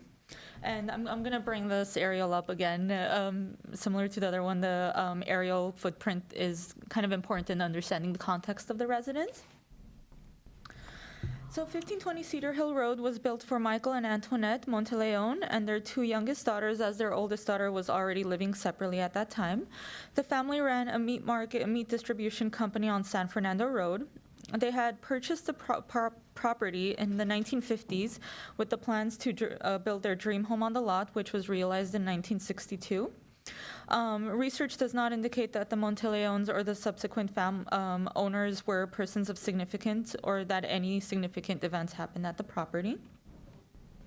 The property slopes downward and is generally surrounded by other mid-century ranch-style properties, and it also features predominantly drought-tolerant landscaping with minimal trees. The house integrates some mid-century modern elements and design concepts in the ranch-style home that became popular in the 50s and 60s. It has a low, long profile that is accentuated by a low-pitched hipped roof, all of which establishes this horizontality of the ranch-style architecture. And you can kind of see it a little bit more in this photo as well as we look up north on the street. The property also has a 2-car attached garage with a high wall that has clerestory windows at the top. The resident curves around Cedar Hill Road, which is kind of what we're looking at right now in this photo. As it curves to the north, it's slightly recessed. So when you're standing on top of Cedar Hill Road, the low-pitched hipped roof appears to become more in line with the street. So we'll kind of see that a little bit more as we're taking this visual tour of the exterior of the property. So the property is accessed off the west elevation of the residence. The double doors are flanked on either side by side lights and adjacent stone cladding. The side lights have this very interesting pattern that is reminiscent of the stone surround. And there's rounded stepping stones and a curved entry stoop that accentuates the curves of the residence. This is the north elevation and the sliding window on the north elevation that you can see here. The windows at the property are mostly flush-mounted sliding windows, which allows them to somewhat recede as design components. This photo over here is the rear elevation that hugs the rear yard and the swimming pool, which was built at the time that the property was constructed. It's also rounded and angled in a way that kind of fits into the J shape of the property. And over here, you can see that there's a slight projection at the east facade of the J shape. And you also notice, just by the pattern of the sliding doors and the windows, how it follows the slope of the parcel as well. This is a general view of the east facade looking up north, and also the south facade looking west. This is kind of the end of the J shape of the building. So if we're looking at it again from the aerial, it's kind of like an upside down J that the parcel follows. So this window has a similar privacy design as the side lights that we saw at the front of the residence. This is one of the original windows at the property that has been retained. And here are some detailed photos of the interesting patterns and how the property really integrates this idea of curvilinear forms and features and rounded stepping stones and natural stone into the property. We have the primary door, the entry pavers, and this rounded feature is prominent on the garage door, the wooden garage doors as well. So at an unknown time, the HVAC was added towards the north elevation, and there was a curved screen wall added to screen it from the public view, and curved planters that also kind of follow the shape of this bowed window at the front elevation were also added as well. And you can also see from this photo on the bottom right that it really follows that slope of the property as well. There's also been a privacy screen and a hedge that has been added at the north elevation, which is where the primary bathroom is located. So you can kind of see how it was prior to the addition and how it is now. So especially with the way that the landscaping is, it kind of like recedes into the parcel. And over here we have a photo of what the original window looked like and what the replaced slider window at the north looks like. It's generally very compatible replacements of the windows that we're seeing, and they're also aluminum too. So So there was an addition that was done by the Monteleons in the 1980s. I've highlighted in this red box. You can see it from the aerial. It kind of projects a little bit. And you can also kind of see it over here too. There's this wide overhang that kind of provides a little bit of an outdoor living area. The sliding doors have also been replaced with similar aluminum frame sliding windows that are also generally compatible with the building. And there were casement windows, so the casement windows were also replaced too. And this photo on the right is a very is a detailed view of what the framing of the windows of the new replaced windows look like. There have been some improvements at the rear yard over the years. Initially, this was just a couple of concrete stepping stones, so the applicants have added this curved concrete wall and the wood decking, but the original former wide staircase is still preserved underneath the wood decking. And now to talk a little bit, I know I went a little bit in reverse, but to talk a little bit about the architect and the residents. So it was built in 1962 by Modern Accent Custom Homes, which was a Sherman Oaks-based company. Ms. E. Baumel signed the permit along with other correspondences to the city as the president of the company. So there's this natural presumption that she was also the architect of the residence as well. Staff research uncovered that her last name was Hothian, so her name was Miss E. Baumel Hothian. The applicant also noted that she was the architect for 1679 Crofton Way in Pasadena, which is shown here on the bottom right corner. It also features very similar window pattern and curves. And staff research also found that she designed another ranch-style property at 1525 Pegfair Estates Drive in the Pegfair Estates Historic District in Pasadena. So staff was also able to locate this architect's sketch of the residence. And so we put this sort of very sprawling comparison of what the architect's sketch initially was and what the constructed residence is. And so just to kind of compare, I'll be showing it with my cursor over here. You can see that the bowed window of the dining room appears to reach the soffit in the original architect's sketch, and the slider windows to the right are also aligned, and there's this line that naturally transitions between the bowed window, the door, the stone surround, as well as the garage door over here, which was originally meant to be a two-car garage door. But in the field, when it was constructed, and perhaps it's because of the sloping of the parcel, the natural slope of the parcel, that necessarily was not realized as the artist's sketch had intended. So there's a little bit of a stepping on this property, and because it all follows the same roof line all throughout the residence, clerestory windows appear to have been added at the top to account for that height. Because of the sloped parcel. So the interesting design of this entryway that was intended with the curves and the following the line and the proportions of the designs appears in person to be slightly diminished by this very tall area of stucco wall that we see, which kind of pushes down on these horizontal components of the building.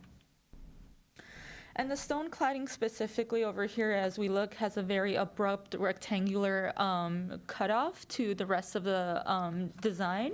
And we can also kind of see that over here as well in the way that it's kind of integrated with the picture window over here.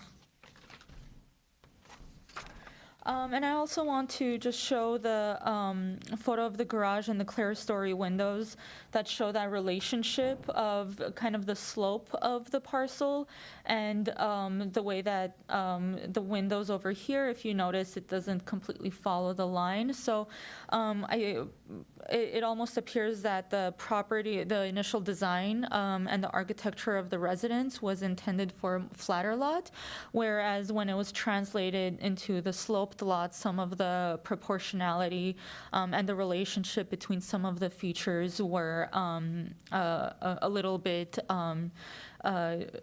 changed in the field when it was designed. And the same stepping that we just discussed on the front is kind of seen in the rear as well.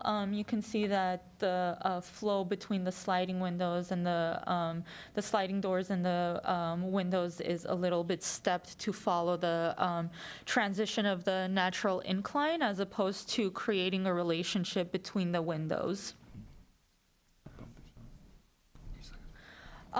So staff really took much consideration for this property. It's a beautiful property. It has a lot of very interesting character-defining features, architectural features of the ranch style that takes into consideration and applies a lot of mid-century elements to it. But unfortunately, after much of that consideration, we were unable to find the property eligible for listing for the Glendale Register under any of the criteria. As mentioned earlier, the property does not appear to be associated with significant property owners, significant architect or events. And the replacement windows, as I had shown earlier, are appropriate and they don't take away from the overall character of the property, but because of the replacement of the windows, the material integrity of the property has been reduced. The building itself responds to the shape of the parcel, but the original design doesn't take into consideration the slope of the parcel, and the proportions between the walls, soffits, and the eaves line is solved with the sloping method along with the incline while still maintaining the roof line as opposed to integrating it with the natural slope and the incline of the parcel.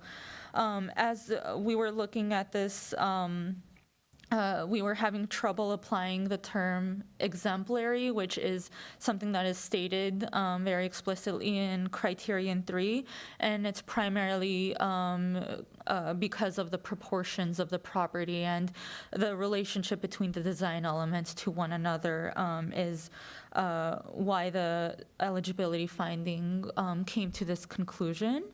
The staff is available for questions, and the applicant is also applicant and homeowner is also here to answer any questions you may have. So thank you. Thank you, Ani. Do we have any questions for Ani? Yes, do you have any questions first? Not yet. Okay, while you think of yours, I will ask mine. The slide you had of the addition back in the 80s, the aerial view first. Okay. Was there a permit for this? Yes, this was permitted to remodel the kitchen and add 140 square foot extension to the den. Okay. Shall I All right, open thank you. public comment? Not yet. Okay. Still thinking of this question. It was permitted. Is there, we have speaker, right? We do. That's what I meant. Can I open that up? Oh, yeah, go ahead. Oh, okay. Oh, yeah, I'm sorry, I didn't answer you. Okay. With that, I'll open the public comment, and we have one card, our homeowner, Pradima Schmidt. Come on up.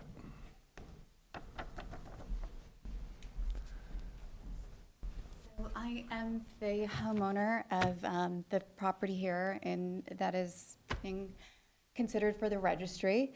And I would like to respectfully disagree with staff's opinion, and that I do think it is an exemplary example of mid-century modern at its best. It has beautiful curved lines. It integrates this indoor-outdoor feel that is so prominent with that type of architecture, especially from the late 50s, early 60s. You can actually see through the home from the street, which is quite unusual. You can see the entire backyard because it has so many windows. And even though those windows aren't necessarily floor to ceiling, there is a lot of natural light, and there is a lot of consideration here as to the shape of the lot, which Ani so nicely pointed out.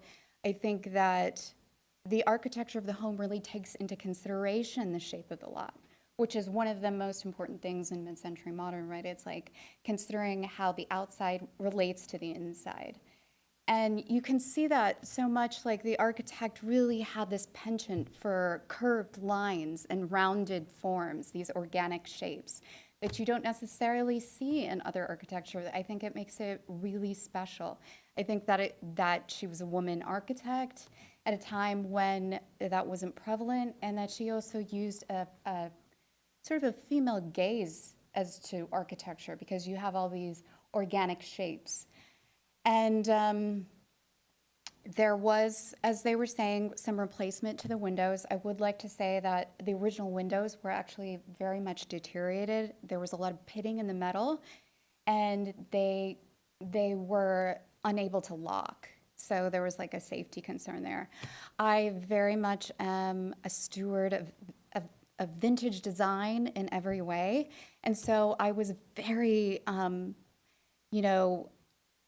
cognizant of that when I was making these window changes. So they're exactly in the same dimensions, like the window panes are exactly in the same dimensions. The way they open is in the same. If I couldn't replace like that privacy screen and that window, I left it.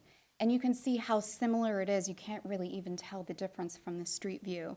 And Mr. Doom did ask me while he was touring how many of the windows were original and how many were replaced. So there was actually 36 windows in total on the property. 20 of them are original and 16 were replaced. And they were done so with, I did a lot of research into aluminum framed windows. They're not, so common.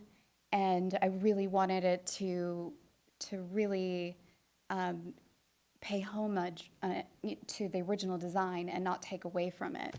And a lot of what you see from the street view there, it's the original doors, the original paned glass on the bay window there, which is the dining room, and the original windows and the original solid garage door.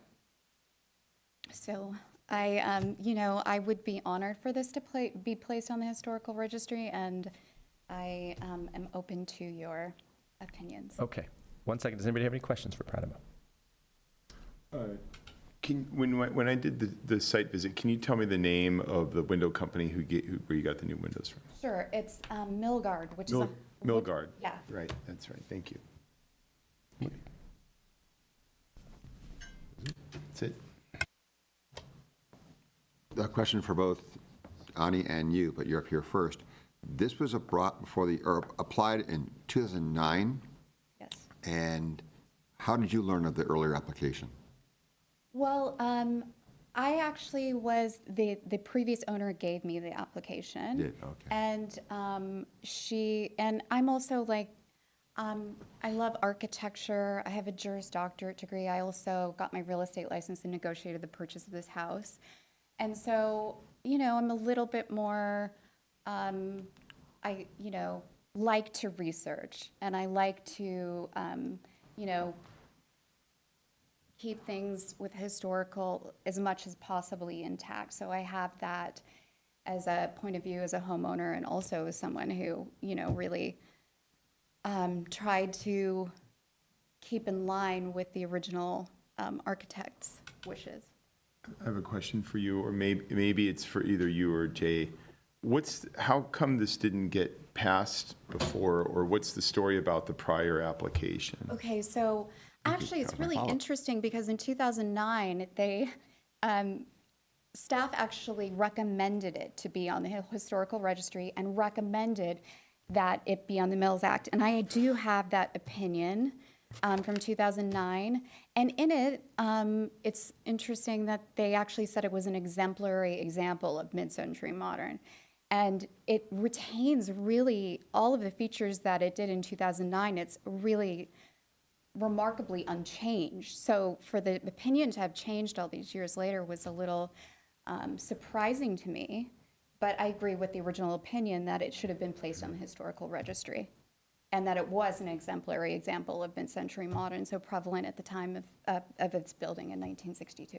Okay, and I have a question for you. The inside, I don't remember when I was in there, is the ceiling really high in there? Like, is it taller than normal? Why do you think they added, in your opinion, based on your research and living there and your background and your research, why do you think they handled the upper portion of the house the way they did with all the stucco? So this is just my humble opinion, but if you look on the interior of the house, she has all these really interesting moldings that are curvilinear. And so they actually, it's like a design choice almost. And so it's really sort of indicative of what the design is on the inside of the house is what you see on the outside. And I do think that probably some changes might have been made, like while they were constructing the property.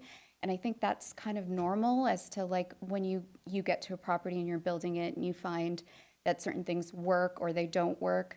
I do think it's a really interesting design choice in that the house itself cascades into the shape of the lot. It's like there's 3 tiers to it.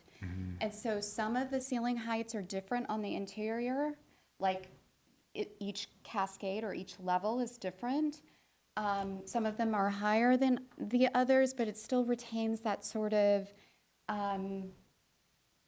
there's like, Mid-Century Modern had this melding of like it being really elegant, but also cozy. And I think that they did that with design choices such as using like wood and stone and all these different things that are bringing like the inside out. And I think they also make a very specific choice in ceiling heights when they do that. And I think it's still an excellent example of inside-outside architecture. Great. Anything else for our homeowner? Okay. Thank you, Pratama. Thank you. With that, we'll close the hearing for now. We might open it up again later and invite you up if we need to. Thank you. I think you wanted to ask Jay about the... Sure, so have there been, Jay, can you provide me a little background on how this was determined exemplary in 2009, but now it's not being considered exemplary? Sure, it's experience. 2009, I was fairly new here. This, if I remember, was the first or one of the first kind of modern style houses that came to the commission. We've kind of grown in our experience of looking at modern houses. You know, I have experience before that. But also, when I started, I was less inclined to disagree with things. I was more like feeling my way through the process.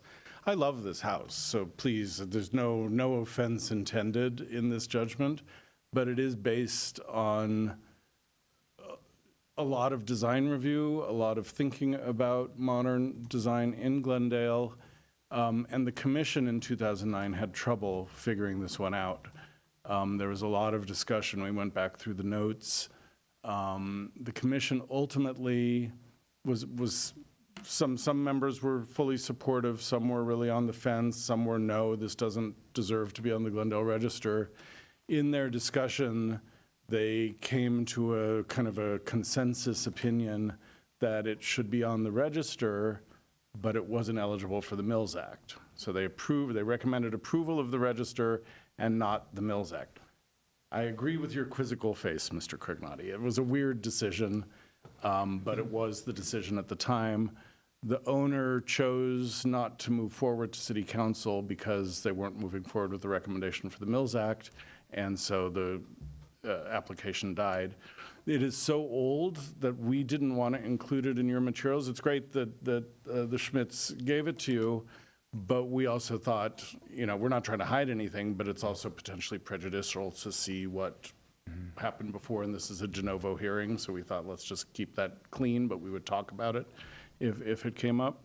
But the issue for me on the design is exactly this awkwardness that we're seeing, especially when we compare the drawing, and we know drawings are not accurate necessarily, although this one is pretty close to what we see on the ground. It's the squatness of the entry with the heavy weight of the stucco above it and then the roof. It's the height of the garage with this very strange kind of awkward forehead with the clear story windows. To me, it seems clear that the issue was they were trying to keep a straight roof, keep a straight facial line that ran all the way around the house, which kind of puts it at odds with the topography of the street and leads to some of these awkward moments. The stone cladding on either side of the door is just kind of glued on to the stucco. It's not integrated. It's no doubt original. I have no question about that. What it's missing is the elegance, and I know the interior is fantastic, so that's not a question, and is supremely elegant. I would love to live in this house, but from the street, it has these strange kind of scale and proportion issues that, to me, take it away from the exemplary qualities we're looking for. And that's one of the differences between me in 2009 when I started here and me with a little more time under my belt. I really want to focus on the Glendale Register and focus on that word exemplary. And when I do the update, council is also expecting that in our upcoming surveys. And I think it's important for the commission, and you know, no one shares what does that word mean. It's different for everyone. But when I look at this, when I look at mid-century modern, I'm like, wow, that's sleek, that's cool. Every piece hangs together. Every piece belongs where it is. And I can't say that about this house, unfortunately, even though I think it's a really interesting house and super cool looking, but it's just missing that extra quality that I would say would make it exemplary rather than interesting. And we don't designate things just because they're interesting. No, the list would be very long. Do you remember if you had that drawing in 2009? It was in the file. I don't remember if we showed it. I don't even know if we can go back. I don't know if I'd have to dig through and find the PowerPoint. I don't actually remember. It's interesting to see the two together like that. You can really see what the intention was and how different it really is on the ground, and what an effect the slope had on the design, and how they almost, what I'm finding unfortunate is that they, I'm not an architect, certainly of mid-century modern, but I feel like to honor the slope, they should have sloped the roof line. Is that kind of what you were getting at? That's what I would have done. That's what the design review board would have done. Generally on a sloping site, we kind of bring, especially because this is a split level house. Usually you want the split level to reveal itself on the outside rather than to be hidden. And that kind of moves away from the form follows function kind of aspect. That's one of the basic tenets of modernism, which we don't have to adhere to. And there are plenty of examples of things that don't follow that and are amazing. So. But that is kind of interesting. It just makes me wonder, this is full conjecture, I have no basis in knowing whether or not this is true, but it almost feels like a builder, perhaps it was the original owner, bought the design, brought it out to the field, realized it wasn't going to work as designed, worked maybe with their contractor to kind of figure out how to make it work.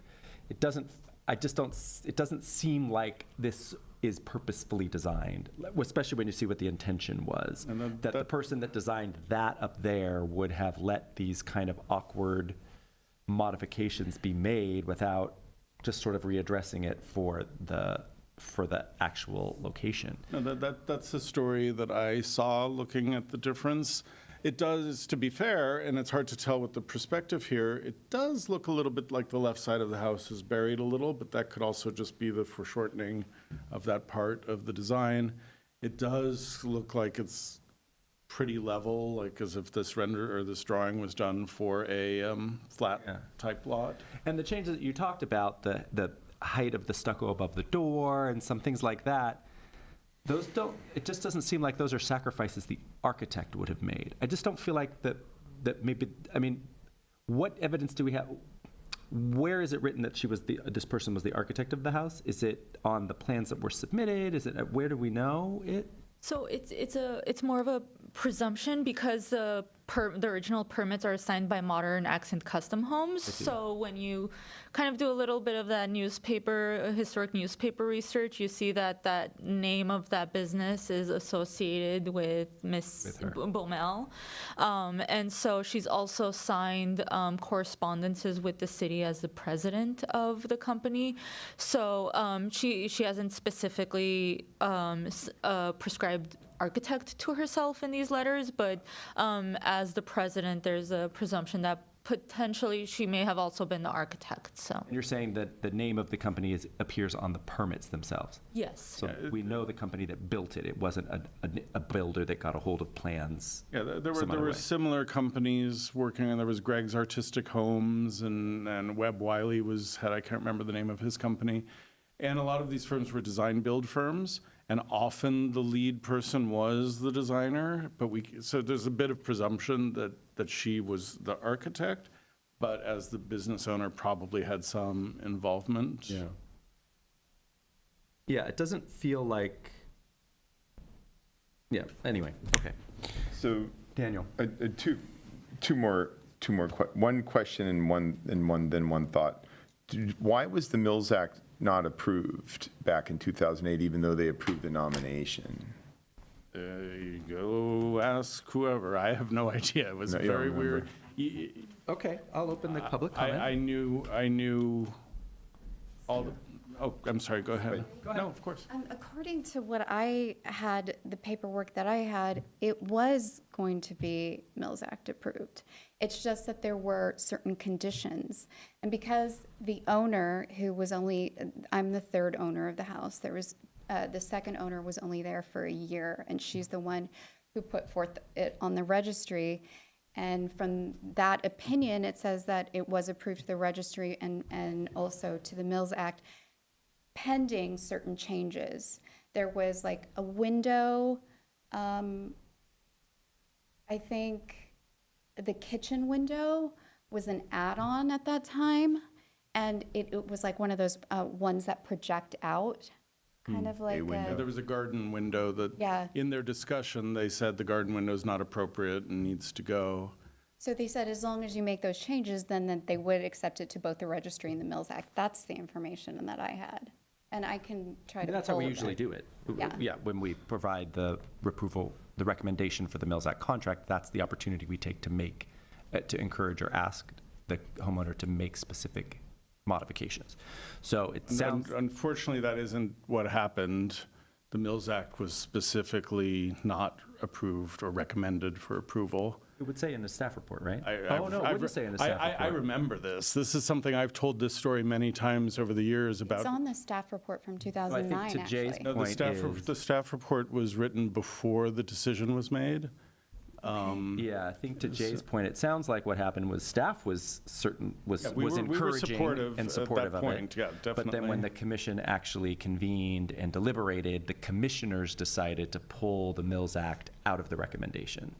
So while staff might have suggested that a Mills Act contract was also an appropriate recommendation, the commission discussed it and felt like, well, they were okay with the registry, but not the Mills Act contract. To Jay's point, that's very unusual. That's certainly not something we would ever do. But it was a long time ago. The program was still pretty young then. So yes, I see where you're coming from. You see it in the staff report that staff was recommending it, but it sounds like the commission themselves decided against There it. might be a paragraph there that says that it was Mills Act. So if what you're talking about is in the staff report, that very well would be the case. Like, Okay. for instance, with your house, we've received a staff report from Jay and Ani about your house with their recommendations. As we kind of discussed, maybe with you, or you've heard that we oftentimes don't necessarily agree with their recommendations, or with the house just previously, we added on conditions that they didn't have. So what you're seeing is just the preliminary staff recommendation. What is ultimately decided by the commission is probably not anywhere on a record that you would see that is something that you could just research and find. If anything, you would have to go back on YouTube and Minutes. try to find, or maybe the minutes, even the minutes might We're necessarily. looking for the minutes right now, and we used to take better minutes, but this goes back to the days when we used to have a cassette recorder on that little shelf right there. We used to record these on cassette. We didn't have GTV, but we did have staff at that point who were expert stenographers who could do shorthand. Wow. And so our minutes from back in the day are quite good. Yeah, And minutes I'm today not are very general in nature, but because the proceedings are recorded. But it sounds like back then they had to take more copious notes. So he might be able to dig up and explain kind of the discussion that was had. No, which would be of interest, but it's not Not germane to relevant this. for Yeah. tonight. It's not germane to this, but From what I understood, from the previous owner, and like I said, this is just word of mouth, so what would Yes. be more concrete is if they were able to access the minutes, but from what I could understand is that she didn't go through with the registry at all, so she didn't go through with the commissioners or the Mills Act, any of it, because she didn't make the changes that were recommended on the home. She left the home before she could make any of those changes, so it was kind of at a standstill. Yeah, with it that. sounds like she just didn't want to move forward after the commission, the Historic Preservation Commission pulled the Mills Act component out. It sounds like the homeowner thought, well, I don't want to have a historic home for which I'm not getting a tax benefit. So it sounds like she's reached the commission. She just didn't get to council. She pulled it before it went to city council to approve it. Remember, that's the second step. Yeah. All we do is recommend to council. Council's the ultimate decision maker. It sounds like the homeowner got what she got from the commission and changed her mind and just didn't take it to council. Well, she also was selling the house. We have too. that's why. definitive information, which is even weirder than I thought. Now, God. and the year was 2010. Okay. We've gotten the 2009 thing. I don't know where that happened. Yes, we'll close the public hearing. Thanks, Prado. But the, let's see, where did it go? Okay, there were multiple motions made because the commission was having trouble getting their head around this. Commissioner Vidor, there were 3 motions ultimately. There was a motion from Commissioner Mardian to deny the application, no second. There was some discussion. There was a motion from Commissioner Vidor to approve the property and recommend its designation. There was no second, and that motion failed. I remember this hearing was pretty weird. Mr. Platt asked the commissioners to make a motion to rescind the initial motion and vote. We have a third motion made by Commissioner Shire, and this one gets a little funny, to recommend that the city council vote to list the to recommend that city council vote to list the property on the register with a condition to remove the greenhouse window, which we don't do, No. but deny the Mills Act request. So. And did that, is that the one that passed? Yeah. Okay, so the interesting thing about that is. And it passed on a 3-2 vote. So what Jay meant by saying that is not something we do, when a property, if the commission nominates a property for designation on the, remember, it's a 2-part thing. There's designation on the register, and then there's a Mills Act contract that goes along with that designation. When the commission agrees to recommend a property be designated historic, if that's all that we're doing, we're not in a position to put any conditions on that. So when he said that the commission, or that the motion was to recommend that the property be put on the register, but with the condition that the garden window be removed, that's actually not something we can really do anymore or don't do anymore, because without the tax benefit, we don't enter a contract with a homeowner, so it's not really enforceable. The Mills Act is a contract, and it requires that a homeowner live up to the standard or the conditions of that contract. So that was a hot mess of a meeting, Jay. I remember that aspect of it, sure. Okay.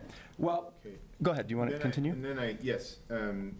So I get that.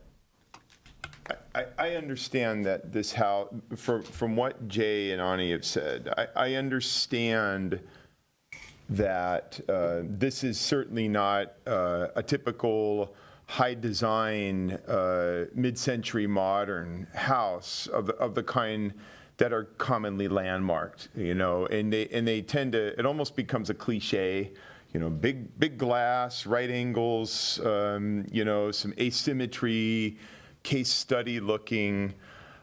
But I'm still very, very intrigued by this house for some other reasons, and that I want to ask about. I'm intrigued by this as a vernacular. This to me seems like, and it's amazing. I think its integrity is exemplary. It has so many little features that you do not see on houses of this era anymore. The fact that rock has not been painted, the original garage door, the rock on the roof, the fact that she went to Milgard and got the exact windows. And my understanding is Milgard doesn't even make those aluminum slider replacements anymore.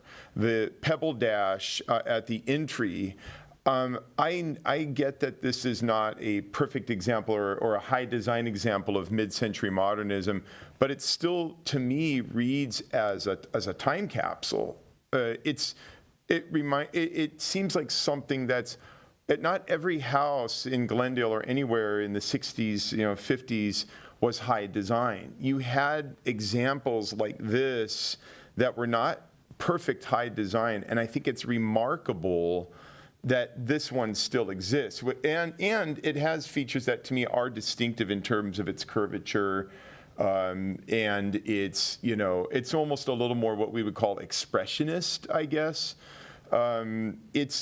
I understand that it's not like the perfect Pierre Koning example. It may be a builder, it may have been done by a builder, but what I'm getting at and what I'm curious to know for the Register is there a place?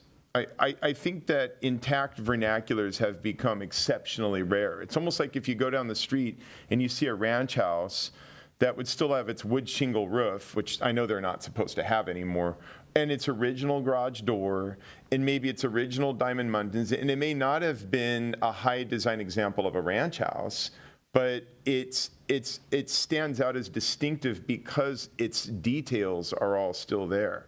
And that's what I'm seeing here. And that's why, to me, it seems very distinctive. It may not be an exemplary example of the mid-century modern style, but I feel like you could verge on cliche if you come up with a conception of what that has to be every time. Then every mid-century modern house saved kind of has this, whether it's in Silver Lake or wherever, it kind of has the same general features, and it has to look closer and closer like a case study. I'm attracted to this house because of what's unusual about it, and I find it very unusual, not only on its lines, but the integrity of its smaller scale details. And I'm wondering if there's a place in the Glendale Register for something that's a little more is there the possibility to landmark an exceptionally and therefore rare, intact vernacular example of a design system? Are you asking staff this question? Yes. Yes, there is a place for vernacular architecture on the Register. No question about that. And you know me for a long time, Daniel, and when I was at the Conservancy, we did the Modestly Modern tour that you probably might have even been involved in. If we look at just as an example, the houses in the West San Fernando Valley by Bill Kreisel or by Ed Fickett, and those are not post and beam, they're not classic mid-century modern inside outside, though they have sliding glass doors and they have large expanses of glass. Lost. That was an inside joke here. The difference to me is that those hang together piece by piece by piece as you tour around the house. Everything feels like it belongs where it is. The fact that something's intact doesn't mean it's important or historic, and you know that. But and there's no question this house meets the first part of our criterion. It's very distinctive. This is a distinctive house. The question, I think, for the commission, and I've expressed, the staff opinion, that it's not exemplary. And the problem with that aspect is when I'm going to say something is at the peak of its type, not of all design, not of all mid-century modern, but let's say the peak of its vernacular modern ranch kind of design, I would expect the proportions and issues of scale to not be awkward, or I would expect it to be a design that chose to be awkward. An Eric Owen Moss doing crazy things, but this looks like, and I think I'm closer to where Mr. Cognotti was going, this looks like something that a builder just kind of tweaked to kind of make work on the site, and it leads to things that, for me, aren't exemplary. I'm just a staff person, so if the commission disagrees, we're going to be happy for the Schmitz, and no big deal. And I guess but it's an interesting discussion. It is, and I'm not having this discussion as a form of judgment of any kind. I'm just asking probing questions. in mid-century modern, it often gets used in a very vernacular sense. There are a lot of things that term gets used to describe a lot of commercial architecture. VLA said my house is mid-century modern. I would never say that, so. Yeah, I mean, the term gets used, it has a wide net. Nobody's asserting that this is a case study house or a post and beam. Mid-century modern, it has a wide net. And what I do like about this house, I understand your points about the proportions, but what I really do like about this house are some of the small details that remain, and the fact that the property owner even tried to match the original windows. You never see aluminum slide. I didn't even know you could buy a new aluminum window that way. That's amazing. Apparently you can't anymore. You can't anymore. That big round window in the front, you don't see. I mean, it could be a builder, but I'm intrigued by how intact. I think it's very intact, and it has a lot of character, and I'm intrigued by the character it has. Okay. Leave it at that. I want to speak about windows. From a, what's the word I'm thinking? Precedent standpoint, we as a commission, at least ones that as long as I've been a part of it, we have turned away designation recommendations because all of the windows or a substantial number of windows have been replaced. And so I wanted to, and we were talking about this at the house, and we thought, what happens if there's an earthquake or something and a window is destroyed on a home that's already designated? And what happens? They have to replace it with something, and they have to do the best that they can to find appropriate replacements. I will say the replacements on this house are quite well selected. Fantastic, I mean, they're amazing that something like that exists. But I wanted to see what the Secretary of Interior Standards says for windows. Protect and maintain. Protecting and maintaining the wood, this is for resources. Protecting and maintaining the wood and architectural metal which comprise the window frame, sash, muntins, and surrounds through appropriate surface treatments such as cleaning, rust removal, limited paint removal, and reapplication of protective coating systems. Not recommended. Replacing windows solely because of peeling paint, broken glass, a stuck sash, or high air infiltration. These conditions in themselves are no indication that windows are beyond repair. So, yeah, as much as I can understand why the homeowner would want to replace these windows, I would probably want to replace them too. And if it had been one window or two windows, maybe. But it's hard to imagine that 16 windows were beyond the point where they couldn't be saved. And so from a technical standpoint, knowing that we have had to enforce the concept or the idea of window replacements strongly in the past. I know of one house not far from you on West Mountain Street. It was a beautiful Spanish Revival home. On all fronts should have been nominated. But the previous owner had replaced like all of the windows, and they were wood windows. They were pretty much in kind. We don't know exactly what the originals look like, but they certainly fit the style of the house. But they were all new.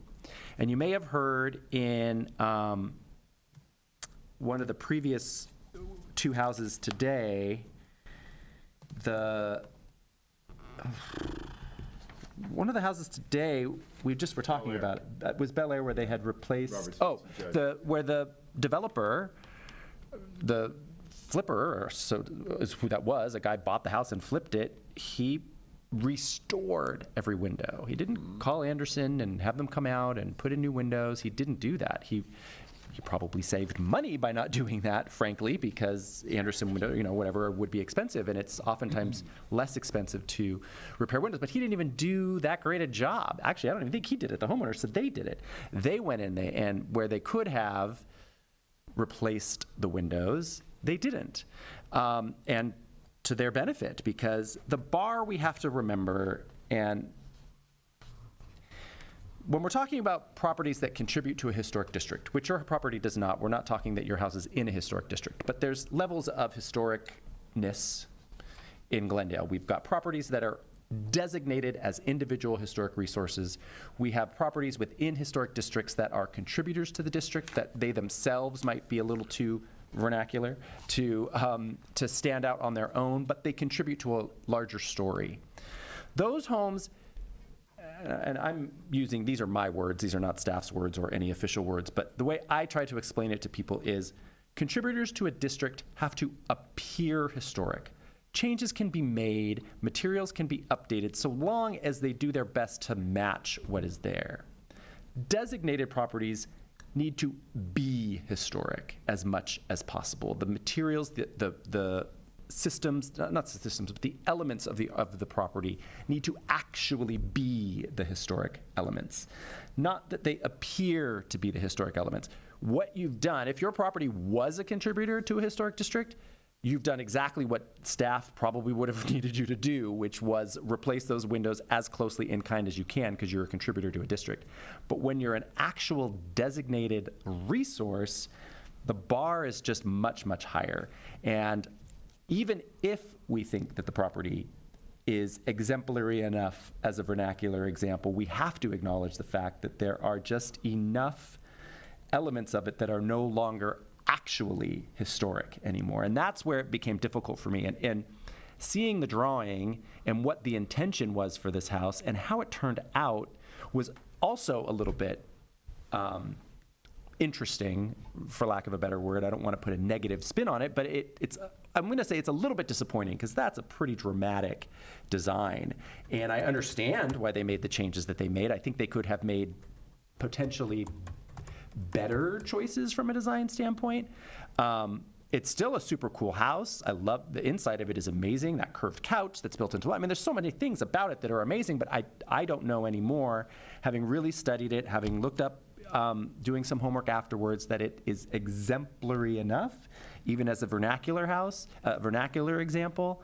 And also because there's just enough that's no longer actually historic.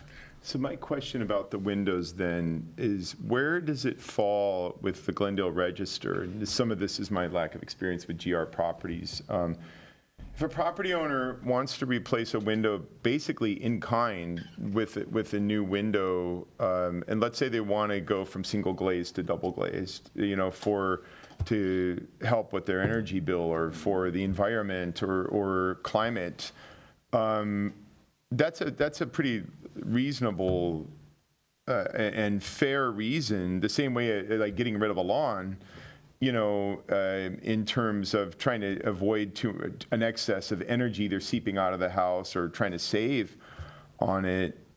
I mean, if I don't know exactly why this property owner replaced all those windows, but if there was a property owner that wanted to go from single to double glazed for those reasons, wouldn't that be equivalent in one sense to, how would that be any different from permitting them to get rid of their lawn and putting in a pool?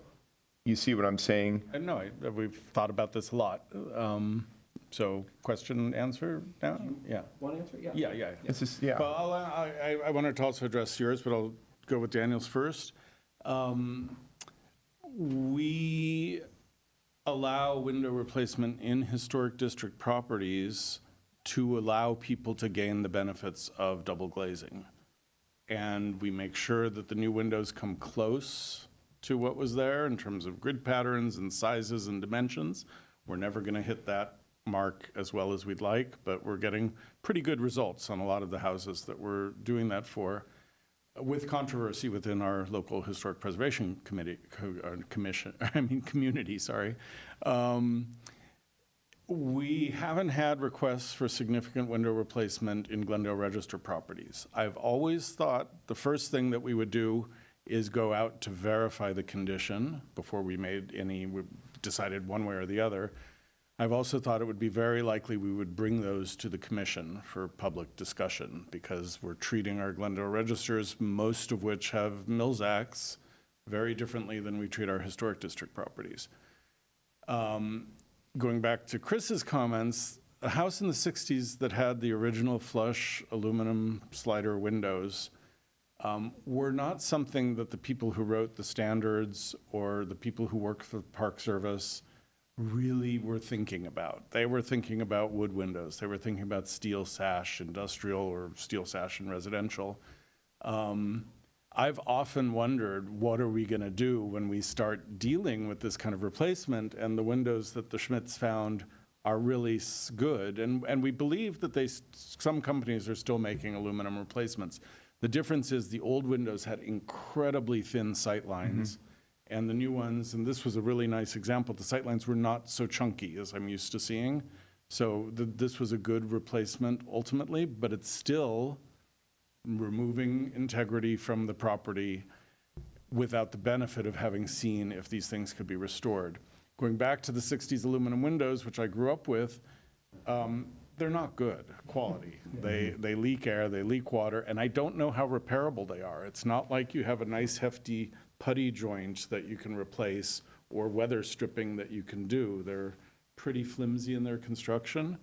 We had one Glendale Register property where there was a Mills Act requirement to replace a vinyl window on the patio pool facade. And the owner really went crazy trying to find salvaged 60s aluminum sash, going to like the Habitat for Humanity store, going to different places. Ultimately, he found something that was close but not quite there that we kind of allowed him to put in. But that was a real struggle. So it's not like we can, wood windows, you can make new wood windows that look exactly like the old windows. Aluminum, craftspeople don't make those, factories do, so. And that one you just mentioned was one window. Right. On the house. Yeah, no, 16 windows is a big change. I wish we had had the benefit, I'm not sure that permits were pulled for those. I wish we had had the benefit of looking at it. Had we known that this nomination was pending, or the family was interested in submitting it, we probably would have went out and talked to them and looked at the windows and thought about alternatives and maybe said, why don't you wait until you nominate and see what happens? But that's hindsight. So yeah, these 60s houses and 70s and onward are going to be tricky with some of the windows, I think. And we may have to get used to less than perfect replacements. But the question is still valid. Do we need to replace now? Do we need to replace that many? So, yeah. Is it codified in the GR requirements versus the district requirements, what you mentioned about materials and what you were talking about? Is it specifically articulated somewhere? Well, yes, requirements? in the historic district chapter, we made a decision many years ago to take it a step beyond what the historic district guidelines recommend for window replacement, specifically because we felt it would be very difficult. It's hard for us, and this is even before climate crisis is where it is today when we made that decision. But I believe the historic preservation field as an entity is too restrictive and is holding people back on things like windows, perhaps even on landscaping, on rooftop solar, on other things. In Glendale, I think we've been I'm not gonna say we're at the forefront of anything, but we've been pretty open to these solutions that don't destroy the character of a property while still giving the owners what they're looking for. The districts, Because I don't want to fault a district homeowner who wants to try to save energy. They may want to save on their bill, but it's also good for the universe. So that's kind of a different story. But in terms of the Glendale Register, what's codified is staff can approve work that meets the secretary's standards, and staff brings work to the commission that doesn't meet the standards. And so, For everything, so windows would fall into that. so in your opinion, the window replacement does not meet the standards? I haven't analyzed it that way, and I wish I had had the benefit of being able to think about it. I'll go out on a limb and say it probably does, because the standards allow for replacement when repair is impossible, and the replacement is supposed to be in kind and as close to what was there. And I think the new windows here kind of pull that off. Jay, in your opinion, do you think this house is relative to either its design, its character, or its integrity? Do you think it's a rare example of anything in Glendale Well, in terms of its rarity? Well, it's more rare than before because the DRB approved a house where there was a preservation fight by an architect a known architect who designed a couple of houses in Truesdale. It has a lot of similarities to this.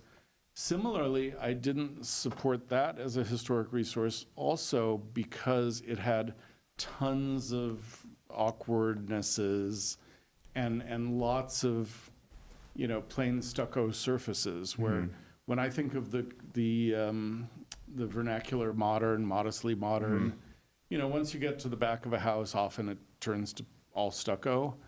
But the fronts of the houses then become even more important, and that's why the design of the front of the house becomes something that really needs to speak to its era and to the style. And that's the problem with this house in particular, that I'm not hearing that dialogue with the past. I'm seeing a jerry-rigged solution to a problem with a lot of cool features, undoubtedly. And the interior, the way it steps, if that had been transferred to the exterior where the building just stepped down the hill and these rock roofs were kind of overlapping and doing some interesting architectural things, it still would be a vernacular house. It wouldn't be a high-style house, but it would be a better response to its site, I think. So the fact that this is J-shaped because there's a curve on the street is cool. My name is Jay. I love a J-shaped house. But it doesn't, this responsiveness doesn't extend to the topography. It just extends to the street pattern. Yeah, If it did both, I think it would be a better example. Like, as you mentioned, a lot of the vernacular houses, they just turn to stucco in the back. This one in the back is amazing. I mean, it works. It has some compromises, but I think it has some impressive things going in the back too. I mean, it still has that high stucco, what are we going to call it, an entablature, Sorry. But the curve, the shape of the pool. I call it a forehead. Forehead, okay. The shape of the pool, I think that's, like, this house has a lot of really nice touches. No, and and I heard you say that before. Yeah. And I made the point that, to have character defining features doesn't mean you're historic. They have to be part of a bigger story, I think. And that's what I look for when I'm making my kind of, I guess, judgments or recommendations. And the story here seems a little off, I would say. I think what you're attributing it to is maybe some compromises that were made in the design. Maybe it was to save cost or efficiency, who knows? And then, if someone came to us with this facade at the front, let's just talk about the front entry and the garage. If someone came to us today with this design, going through our design review process, forget about historic, those are all things we would hit and recommend to the board that something be modified there to kind of integrate the fact that the stone is just applied and doesn't even reach up to the soffit, where it would provide the visual support for the roof that features like that usually do, and that you see in that rendering. I don't want to argue against this so much. I think it's an interesting discussion. I don't know that we need to have it right now. yeah. I appreciate that. I don't like that we're picking on this very cool house, but unfortunately, the nature of the request requires us to. If we were just sitting around at a cocktail party, I'm sure it would be a much more lively and positive conversation. But because of what we're specifically being asked to do, we do have to be kind of nitpicky, unfortunately, and pick things apart. Mr. Doom, do you have any further comments after all this discussion? I've enjoyed the discussion, and I appreciate you looking up the Secretary's standards and researching on my little computer here under the previous order. See how you guys go. So you're not interested in making a motion? No, not Okay. yet. I'm still Okay. thinking. Mr. Paul, would you like to make a motion? Okay, let's see. Not really, but Yeah. but if I'm being asked to make a motion, The know your gavel, options, the gavel right? can be passed if that's where you guys are. I'm not sure. Yeah. the what? I can make a motion by passing the gavel. Technically, the chair can pass the gavel to a colleague, so therefore he's no longer the chair temporarily. So ordinarily, the chair is not allowed to make a motion, so that's the That's why it process. always falls on y'all. When there's a deadlock among other committee members. You want me to pass? I'm, okay. I'll comment. Mr. Paul, when you said the significance of the house, you're suggesting to the register on what criteria? Well, Circular patterns? What I was looking at, I think that, okay, if we're going to talk about style, I think this could possibly be argued that that there's a better term for this in mid-century modern, and that might be expressionist modern. And expressionist modern houses tend to have, they're purposely designed to have curvilinear forms. They're purposely designed to break the box. They're purposely designed to have forms that are not meant to be rational or, machine age forms, the way that a lot of mid-century modern vernacular kind of copies. I would propose that this is an expressionist design. I think it's interesting that it's done by a woman designer. I mean, I don't want to overgeneralize, but I'm fascinated by the fact that the house, does have a lot more soft curves than a typical house. And I'm sort of moved by, I know it's not within the purview of the GR or anything in Glendale, but I was really moved by the interior space inside this house, I must say. Yeah. The way one room flows into the other. I don't know if I could call a house masculine or feminine, but there's a femininity about a lot of aspects of this house that I really love. I would not call the design mid-century modern. I would say that it's expressionist. It probably was completed by a contractor. I think that I'm still taken by how distinctive and how distinctive a lot of the features are, including the materials, which is an aspect of integrity, that they're still intact, that you don't see these on houses every day anymore. It's not perfectly proportioned. I'm wondering if the consistency of the datum was on account of trying to emphasize the form, even if it turned out to have a big forehead. It does have a J form that has curves that continue across, and perhaps there was an intention to try to emphasize that form consistently. I thought about that. I know some of the windows are kind of small, and I thought about that too. I thought perhaps the issue here was not to try to be mid-century modern, but it was to emphasize an overall form.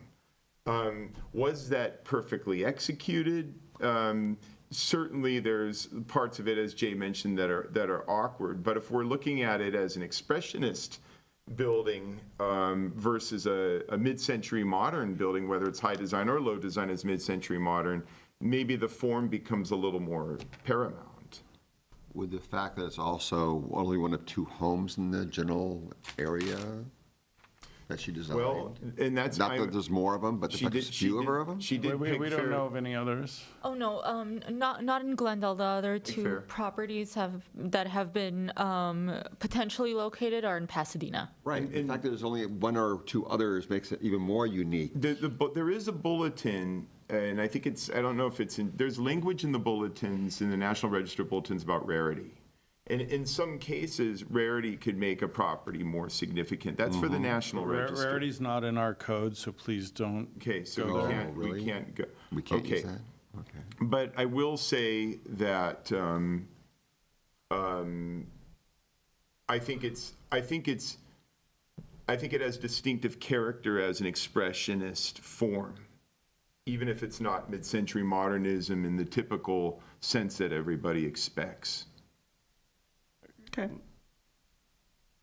The term expressionist, just so everyone, Daniel's using it in a way that's different than my understanding of it, where the Stacy Judd Church in Ventura is a classic piece of expressionist architecture. So I don't understand the I'm connection using it in here. a way that it gets used in mid-century modernism with people like Eero Saarinen, where you have a form that breaks apart the box, or Alvar Aalto, or a lot of the Scandinavians. I was organic more than expressionist, but either way, it doesn't matter. So, okay, so I still would go with expressionist on this, or organic modernism, as Frank Lloyd Wright talked about it early on, had very specific definitions about how it related to the land, and and it was all to be of one piece. Maybe organic works for this too. I didn't even think about that, but I think that this house, I understand that it might be a contractor special, and that's a problem. But I also think the house is very distinctive in its character for its time, in its distinctive form, in its distinctive shape. And also when you do walk to I remember when you do walk as a pedestrian, I think this house works incredibly well. You don't really notice the forehead when you're walking up to the house, when you're walking up to the door. A lot of these features that may seem kind of tacked on, they work at a pedestrian level. When you go to the doorway, in your view, you have the rock, you have this very distinct pebble dash. I don't remember what the door is, but I think it's something quite special too, like a mid-century, like a Austin Powers looking double door. Show the door. So the door is definitely original. We can't say that the pebbles and the stepping stones at the front are might be original, later. although they look. Oh, they those look stepping good. stones, no, but I'm talking about the pebble dash right in front of the door on the porch. Oh, the step. Oh, on the step there. Yes. I got it. And also, please remember that those two curved walls of the planters are new, built by the Got current it. owners. Yeah, they're new, and there's a weird thing off the pool deck that's new. I'd love to see what's underneath there. I guess there's something original under We there. have a picture of it somewhere. But this just, when I look, even like when I look at this picture, this just seems so 60s to me. Even if it's not high design perfection, it seems so much of its era. And I'm looking at a lot of features that I just never see anymore. Sounds like you have emotion in your breath. Yeah. Okay, I'll make a motion. I'm gonna make a motion. Let me find my agenda. Where It's are in the we? staff What's our 8A? Here, it might be in the it might be easier to See? see it in the staff report. No, it's 7C. 7C. Okay. Is there anybody agrees with me or not? They I'm were gonna- recommending against, but you can change the against to for. Okay, I'm going to make a motion that for 1520 Cedar Hill Road, we recommend that the Historic Preservation Commission recommend to the City Council that the property at 5020 Cedar Hill Road be designated a historical resource in the Glendale Register of Historic Resources based on its exceptional integrity and its continued presence as an expressionist modern design from the post-war era. And if you could just please try to couch these in the terms of the code rather than, Okay, your views. so under be if- criterion, let me find the If you GR go to the staff criteria. report, it will say, criterion 3, you can say, because you believe it embodies Yes, okay. distinctive and exemplary, if you find want, criterion 3. characteristics of an architectural style, which you're saying, and you're also saying a period. So Okay. that, you can use that language right there, and then you're staying Saw with that it. in the staff report? What's that? That's in the staff report? Well, we always include the language from the Okay. code under the criterion. Let's do this motion again. I'm going to make a motion that Recommend that to council that. to recommend for 1520 Cedar Hill Road, to recommend to council. Okay, here we are. The house be listed. To recommend because- that to council that that house be listed under as for meeting Glendale Register Criterion 3 for embodying the distinctive and exemplary characteristics of an architectural style, architectural type, period, or method of construction which 1520 Cedar Hill Road exhibits as a post-war expressionist modern design with exceptionally high integrity of features and materials. Okay. Are you also recommending a Mills Act contract? I am recommending the Mills Act contract. Do you have any conditions for that Mills Act contract? Not offhand. There are no conditions I have at present. Okay. You got that, Jay? Yeah, no conditions. Okay. Yeah. Roll call, please.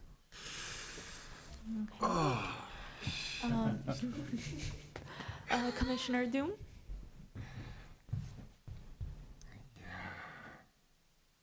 God bless. Really, for a Mills Act,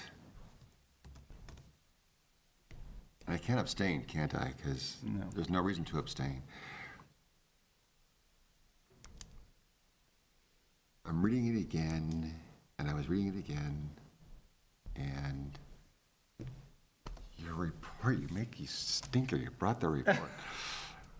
I know I spoke, I can't talk, can I, or just have to vote? You can speak. I Say can whatever you speak? want. You can, well, we're in the middle of a motion, so we can table the motion and you can continue to talk If more. it's in relation to what he's. If it, yeah, if it's in you're relation to what justifying saying. your Table the vote, motion. yeah. Yes, No, well, don't it's okay, table the don't need to motion. Just say it. if I you will wanna say it very qualify it. quickly, that I know I spoke about the windows, and I took pictures, and I didn't want to show the pictures, but I know it reinforces what Mr. Cragnotti said. And I agree with Mr. Paul on the uniqueness of your house. I love your house, but I can't find it to judge for the Secretary of Interior's standards. I would put it on the Glendale Register in a heartbeat for that reason. And I can't vote for the Mills Act. I'm sorry. God, I told you Plus ça this. change. Okay. My turn. Yes, Chair Cragnotti? Yes. So I'm sorry to say that I am going to be voting no also. And I know that we walked away from that meeting maybe a little bit more, at least I did, a little bit more positively minded. But I did a bit more research, and after what I've seen more closely here tonight, I think it's very important for the bar to still remain very high for these types of designations. So I feel like a property needs to be a little bit more individually exemplary and tell a bit more of a cohesive story. And I do, as perfectly matched as those windows may be, I think because we've turned away homes before with under similar situations, it wouldn't feel right, at least while I'm still on the commission. Maybe years from now when that's a long lost memory for people. But I feel like I need to maintain my position on that. So I apologize. So the motion fails. Do we need to make another motion that we deny it? No? I don't think you Or is that it? I don't think we need. Well, I'm just a little confused. Mr. Doom, you support the Glendale Register nomination or not? I don't support the motion with the Mills Act as it's currently presented now. Right, but that brings us back to 2010, which was kind of a very there's no motion about unusual. Well, the motion is for his motion, I can't support his Approve motion. the Register and the Mills Act. Mills yeah. He Act, said no. yes. So you're approving, so you can't approve that motion, right? Right. Okay. Yeah. Got it. So that's where Okay. we've left it. So roll That's the call? before us. Oh, we did that. Oh, we did? We did. Oh, right. Oh, I didn't vote yet. Motion fails. Oh, no, he hasn't voted You yet. guys didn't let me vote. Oh, Oh, we're presuming. Oh, sorry, I Oh, thought you were sorry. first. I Oh, apologize. I didn't get to say yes. I was going to say yes. Oh, sorry. sorry about that, Commissioner Paul. I Yes. thought you went first. I We apologize. We're like psychic over here. How did you know what my answer was going to be? That's okay. Okay, so that motion has failed. Sorry. Motion fails. Do we have an alternate motion? Because we need to have some kind of a motion. Oh, We, can we you need to vote unless you're continuing the item. There's no reason to continue. So we have to come to some motion has to pass? no? Yes, it's not like soccer. We have to go Oh, but to if council. we already know that, let's just assume Mr. Paul wants to maintain his position. Oh. so Someone it's needs to just make a gotta be motion two. to Sorry, it's just gotta deny be two. the Glendale Register. I'm sorry, it Yeah. only needs to be two. What's that? It only needs to be two tonight. Yeah, 2 to 1. Because there's just three. Yeah. Yeah, Yeah, sorry, 1 I to 2, apologize. yeah, I was sorry. thinking we needed unanimousness. Sorry, would you like to make a motion? Certainly. I'd like to make a motion to recommend to the city council that the property on 1520 Cedar Hill Road be placed in the Glendale Register for the historic character features that we already have listed. Or shall I list those? No, you don't need to list them. Okay. But not be issued, but not be given a Mills Act contract. Yes. And in the future, if we're all replaced and you come before us again as a historical registered house, your odds might be better. Or appeal to the city council as a registered house. That's my motion. Okay. To add Roll the call, house to the please. Glendale You Register. all got that motion? Well, the motion is just to list in the Glendale Register and to, the application is asking for register listing and the Mills Act contract. So you're also recommending that the Mills Act request be denied. Yeah. Okay. So, roll call. Roll call, please. Okay, Commissioner Paul, Yes. Commissioner Doom, Yes. Chair Cragnotti. No. Motion passes 3 to 1. 2 to 1. I'm sorry, and long night, not enough coffee. Okay. So you, We split it. the commission is recommending to city council that your home be placed on the register, but not at this time be granted a Mills Act contract, which interestingly enough is exactly the scenario your neighbor was in, where he had a house that was on the register but did not have a Mills Act contract. Same house, yeah. Yeah. Yeah. Okay. So, I will open the public hearing. You're welcome to come and ask a question, but that, as far as this item is technically closed. I just wanted to ask a question of clarification. So if I go forward with the registry, is the Mills Act, is there a final decision made by city council, or is that the final decision of now, of the commissioners, and that's just your recommendation for city council? Right, yes. You can, Recommendation, city council could restore the Mills Act contract to your request. It could do any of the permutations that we're looking at here, so. keep in mind, they could also deny our recommendation. They could deny the Glendale Register also if they wanted to. Our recommendation that it be put on the register. Okay, so See- it can move forward with it and then see what they say. And it will ultimately be up to the council to say yes or no Yeah, on the registration. And potentially, if you the Mills Act, continue, I guess you would sort of let them know that she's also interested in getting the Mills Act, or they Well, would. yeah, that's the application, Yeah, so. so they would see that you wanted the Mills Act as well. They could, Now, I'm sorry, but now you have, at least today, you could tell council that, that you were supported in this being a Glendale Register property. Okay. By and- 2 out of 5 commissioners, but that's another story. I mean, it's something. But it's a start. So you could say that, look, this commission thinks my house is significant enough to be on the Glendale Register. What do you think? Yes, and it was Council. still the majority of today. And I just Yeah. wanted to say that I enjoyed you guys visiting, and I would, love to have you in my home anytime. That lunch smelled really good.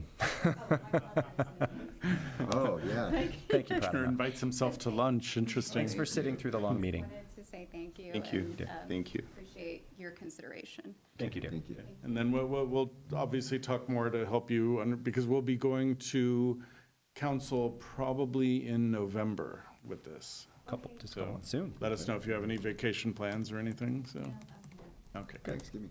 Thank I'm going you. to reclose the public hearing, and we're going to move on to our last, I think it's our last item? Caller, sorry. Oh, that's right, we have a caller on this next item. Oh my gosh, I hope they're still there.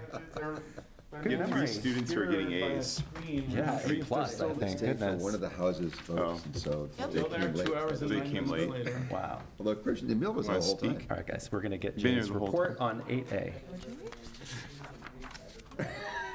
What did he say? He wants more. More than Okay, A. bye, guys. Okay, item 8A, Community Development Department updates. Update on City Council hearing regarding funding of East, West, and North Glendale contexts and surveys of the proposed Verdugo Woodlands and Cleveland Knoll Historic Districts. Okay, I'll try to be brief because we need to end. This might not be brief, but go ahead. We'll see. On Tuesday, we brought a staff report to council on the consent calendar for funding of the large survey that is the subsequent survey to the South Glendale context and survey we did. Before we go too far, I'm sorry. Yeah. Please explain what a consent calendar is. Okay. When you go to council, there are certain projects that can be brought on consent. Often those are funding type projects. Public Works requests X number of dollars to repave X street kind of thing. Consent items are things that are often able to be approved just because it's the standard course of city business to fund different things. They don't have to be heard or discussed unless a council member asks to pull it from the consent calendar, which means it gets discussed. And there's a little confusion on this issue, but historically, if someone has submitted a speaker card from the audience, from the public, we will also pull a consent item so that the council can listen to the issue or concerns of whoever submitted the speaker card. So because this was a funding request, and I'll back up a little bit, council authorized us to do the East-West survey and the North Glendale survey, following up on the 2014 to 2019 South Glendale context and survey, two separate documents. We put out an RFP to local, almost 20 preservation firms in the area. And we asked for 2 bids because we weren't sure that council was ready to fund the whole package. So we put the East-West survey as one bid and the North Glendale survey as another. East-West Glendale consists of the area from the 134 freeway, except for a little blip at the north end of Brand Boulevard. So everything in north of the 134 to Burbank, Pasadena, Eagle Rock, whatever, and ends where Spar Heights begins. So Spar Heights and Montecito Park are in the North Glendale area. The Verdugo Woodlands, College Hills, and everything is in the south section. North Glendale starts at that point and encompasses the entire portion of Glendale and the Crescenta Valley. So we had received funding of $275,000 from council a couple of years ago that we moved forward in the annual cycles so that we keep that funding available when we were ready to move forward with the survey. In response to the RFP, we got 2 bids. One was from Architectural Resources Group pairing with Historic Resources Group, with ARG being the lead, HRG being the subconsultant. And we got another bid from another firm. When we reviewed the bid packages, and we were surprised to only get 2, but that's how it worked out. The other firm's bid indicated that they had extremely limited experience doing survey work, and they'd done context work on smaller surveys, but they didn't present anything showing that they had either the experience, the past history, the staffing levels, or anything else that we thought would lead to a smooth survey. Working with ARG, HRG is good because they were kind of 2 of the key leads on Survey LA, where practically every firm in the city worked at some level on Survey LA. And it was a great learning experience for a lot of young preservationists who were brought on as interns who are now working for these firms. So both staff members at ARG and HRG have experience. They've done work in Glendale before. So we presented them as the selected bidder. So this was the presentation to council that we recommended that council fund a contract with ARG to conduct the East-West survey and context, an update of the existing North Glendale context, which was done so long ago, we wanted to bring it in line with the South Glendale and the new context we're developing. And then also do a survey of North Glendale. In addition to this, because we had 2 proposed or pending historic districts in areas, the Verdugo Woodlands and the Cleveland Knoll neighborhood, which were in areas that are going to be surveyed by the same team from ARG, HRG, we thought there would be economies of scale to kind of ask for an additional request for a bid for those 2 surveys. We packaged them all together. There's been some opposition in the Verdugo Woodlands neighborhood that's kind of come up. Council members are also, there's a problem with recusals because 3 council members out of 5 live within or within 500 feet of the Verdugo Woodlands neighborhood. So at the direction of council, we pulled that part out as a separate item instead of mushing it all together. So, long story of the beginning of this, the council met on Tuesday. The Verdugo Woodlands survey was continued, so it was pulled out of the consent item and continued to a future hearing. Council was using very confusing language. Pull and continue are different things, but they kept using the word pull. The audience was confused, staff was confused. It wasn't the smoothest hearing I've ever seen. Council then voted on the consent calendar, which had 9 items on it, I believe, maybe 10. And the way consent calendars work, you don't vote on each item. You move to approve the consent items. So they moved to approve the consent calendar, including East, West, North, and the Cleveland Knoll survey. Great, we have approval for the funding. We can work on getting contracts or a contract ready with the consultant team. Ani and I were there ready to answer questions or present or whatever was needed. But when they moved the consent calendar, it's like, our job is done. We left. Evidently, a half hour, 40 minutes later, the mayor, I believe, or one of the council members, or at least 2 of them would have had to request this, they brought the item back. Despite the fact that most of the people who were there to speak on the item, plus the staff for the item, had left the room, Bradley Calvert, Director of Community Development, was there, and he knows the basics of what we were proposing, so he was able to answer questions about the survey and the project, basically. And ultimately, they approved 5-0, if I remember, moving forward with the East-West North survey. And then they voted separately on the Cleveland Knoll Historic District survey on a 3-2 vote, with the opposition coming from the mayor, who seems to not be very supportive of funding historic district surveys. And then Councilman Najarian also voted against it, but we believe that that may have been because the vote was being taken after the people who had come to testify had left the room. So that part I'm a little uncertain about, but that's the basic story. So ultimately, we have approval for both the East-West North survey. We're going to begin working on the contract with ARG, and we have approval to have them do the Cleveland Knoll survey.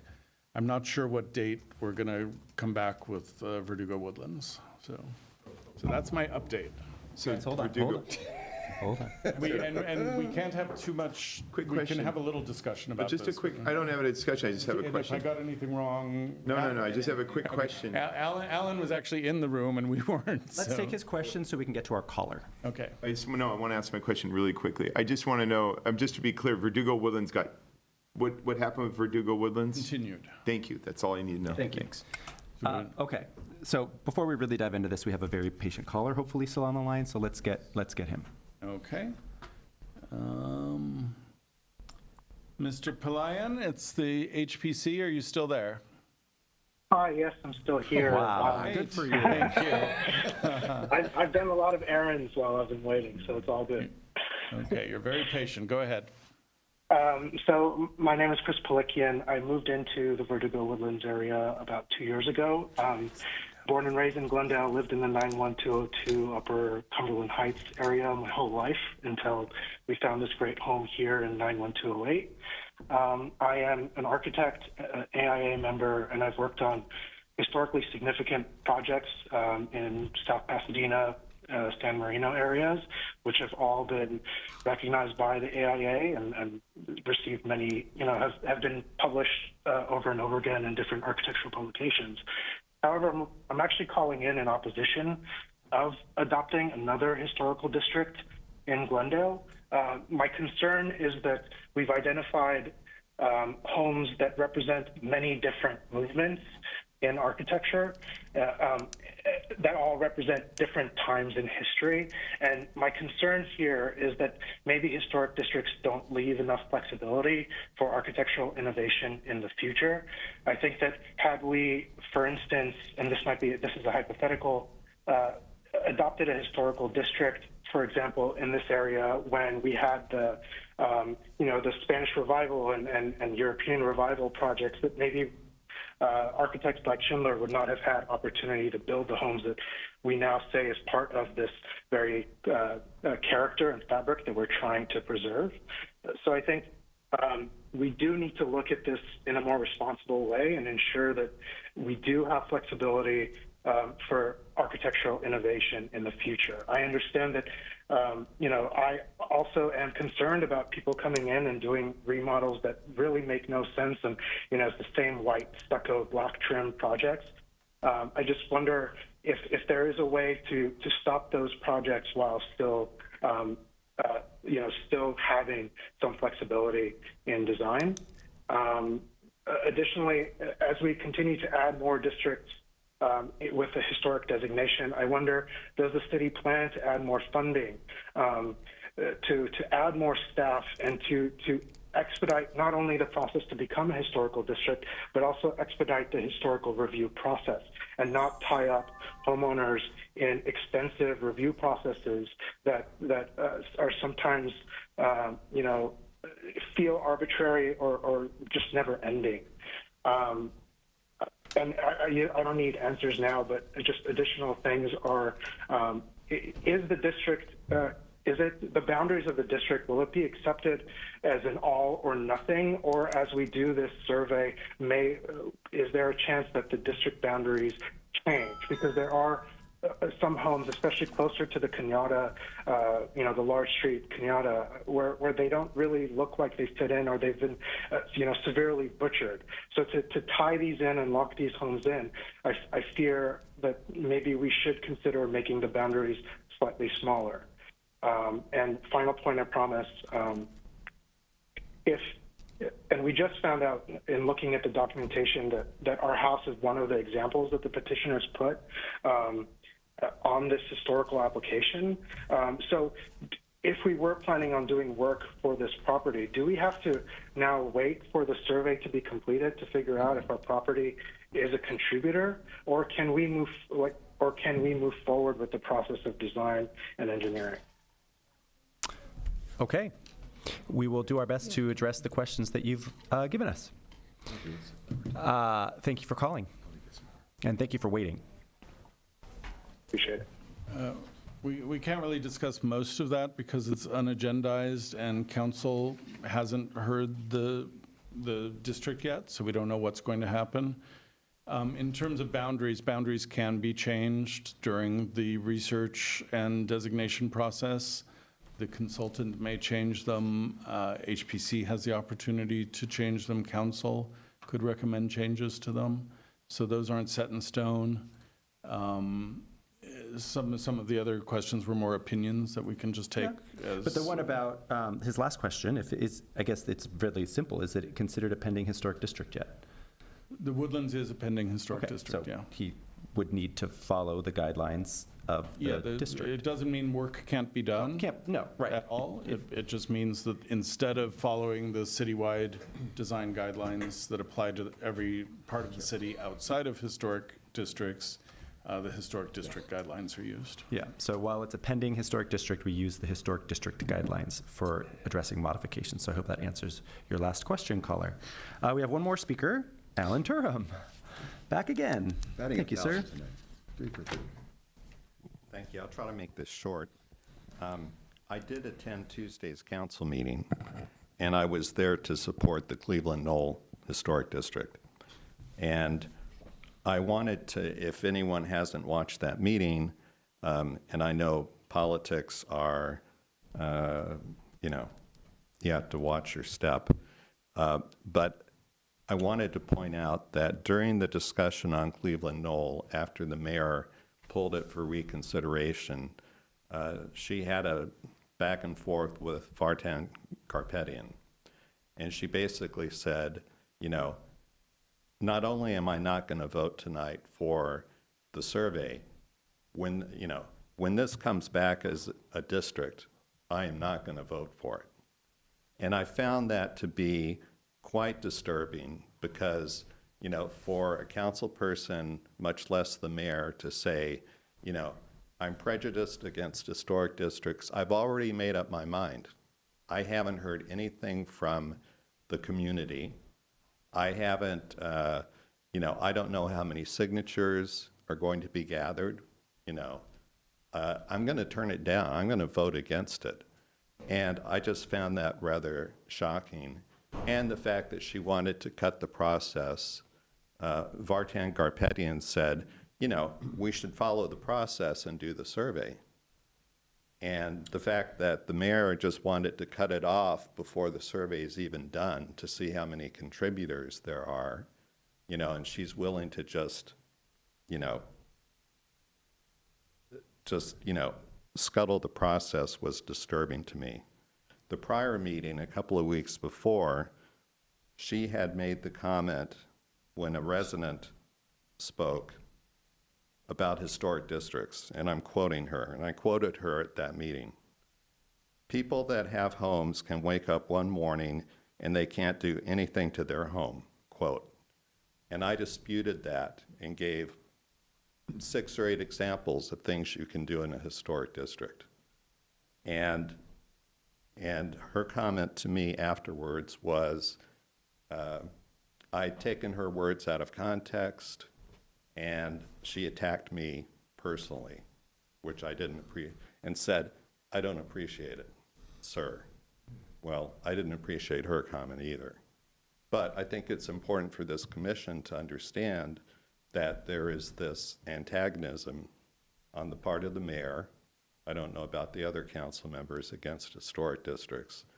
And it just disturbs me as a resident. Thank you. Thank you, Alan. Jay, the process for approving historic districts was streamlined recently. One of the elements that was removed was the initial signature petition collection of signatures of 25% of the residents just to coincide, to go along with the submittal of the application. So that... It's actually to request the survey. Yes, to request the survey. Sorry, thank you, but it accompanies the initial application, or the initial application is first and then they do that? Okay. Yeah. So the old way, the constituents would submit an application. The next step for them would be to acquire 25% of the resident signatures to establish it's getting late, guys, sorry, to order for council to order the survey. Sorry. As part of the streamlining process, that step was removed. It was decided that HPC could determine that there was enough information about an area or a district to necessitate a survey or to allow a survey. Right. Right? Yes, but at the same time, built into the streamlining ordinance was a provision that HPC, at the hearing we just had on August 15th, could have required the proponents to circulate the 25% petition asking for a survey. And the reason that was built into the ordinance was, if when we had that meeting, if there was, a lot of opposition, you might think like, hey, if this is here, maybe it's even bigger in the community, so why don't we do this petition to show how much buy-in there is? Council is given the same exact opportunity that they had that opportunity on Tuesday to request the 25% petition. The reason in the streamlining process that we removed that and put it as this option at the discretion of either HPC or council was because none of the districts to date have had any trouble getting the 25%, so it became this kind of pro forma step you had to go through that didn't have as much meaning as maybe people thought it would have when they created the original ordinance. And can any one commissioner or any one council person make that request, or does it have to be a vote? It would be a vote, but one person could make the motion. Or raise the discussion point and see where it goes. But yeah, it has to be a vote, so. Because it sounds like that was also something that the mayor wanted to request, was that. I don't know. It didn't You were really. gone by then. It didn't really get, well, I watched the whole thing. Oh, you did, so, okay. yeah. So she mentioned something about, well, she talked to Attorney Garcia specifically about, am I, I think she used allowed to request that a petition showing 25%. I think she was talking about an opposition petition, if I'm not mistaken. Okay, No, well, she also is very much in favor that the city very clearly present opposition petition on the website, fine. No, this was specifically about Okay, yeah, I'm requesting sorry, the I don't 25%. quite remember that. But it is something that would have to be voted on and would need the majority and all of that. In any Someone deliberative couldn't body, just no one say- member makes decisions, Yeah, so. couldn't just say Yeah. that, okay.